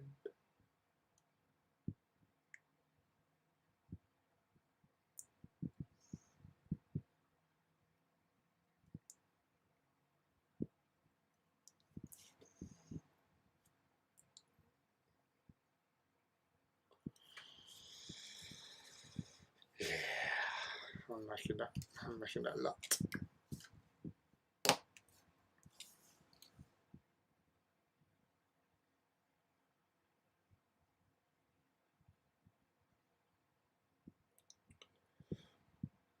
So with like Agrax as well, sometimes you go over decals with Agrax as well, just to sort of map them down a little bit. Just adds to it all.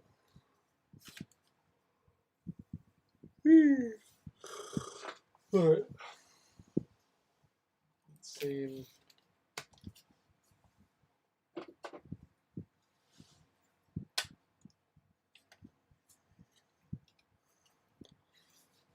Alongside Gelleroo, so the main difference colour-wise is with Gelleroo, this dude, he's been washed with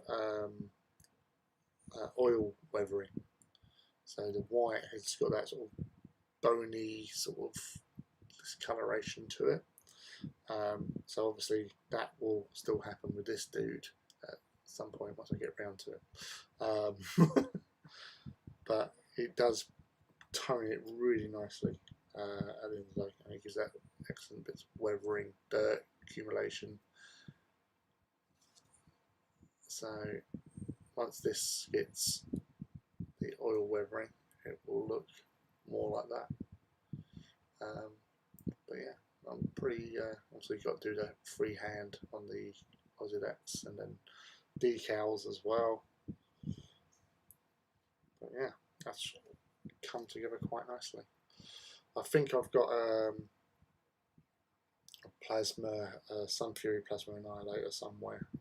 I can build up because it needs weapon options. Because I'm no way am I walking around with 2 volcano cannons. I'm not a glutton for punishment.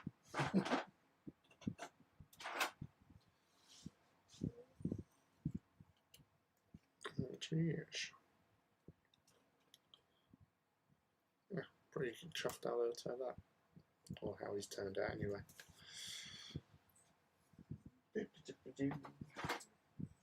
Alright. Well, I think that's where I'll leave it for today. As I say, there's not a lot more I can do until I start. I need to varnish and add decals first, so not really the right sort of time of day to do that.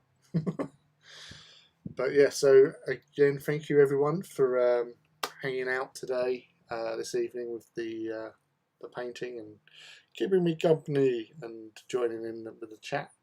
Always lovely to have you out here with us. Next Saturday, as normal, and Wednesday again, be on normal time with Artist Empire on his channel with another paint over Wednesday. Really got to find a name. Zen of Trim is a Saturday night one. We need to find something for Artist Empire and myself when I jump in on his channel for his paint overs, his free paint over Wednesdays. It's a bit of a mouthful. You want something snappy? Any marketing executives out there? We're not paying, but any ideas are always greatly received. We'll give you exposure, because that's what all the real sort of players within the community do. No, we don't. But yes, so thank you again for joining us this evening. I've had lots of fun, and we've discovered about lessons we've learned today. Obviously, having Jawas in a Titan is not a great idea. Argonauts would be the way forward, and never leave an Ewok in charge of your Warlord Titan, because there'll be no stopping him or her. Anyway, so until Wednesday with Artist Empire, that's when you'll see me next with him, and then next Saturday back here 8 PM onwards, and we'll do some more painting. I don't know what we're going to paint yet. It's going to be a Titan, I reckon, unless something else pops up in the meantime. So until then, take care. Thank you for everyone dropping in and saying hi,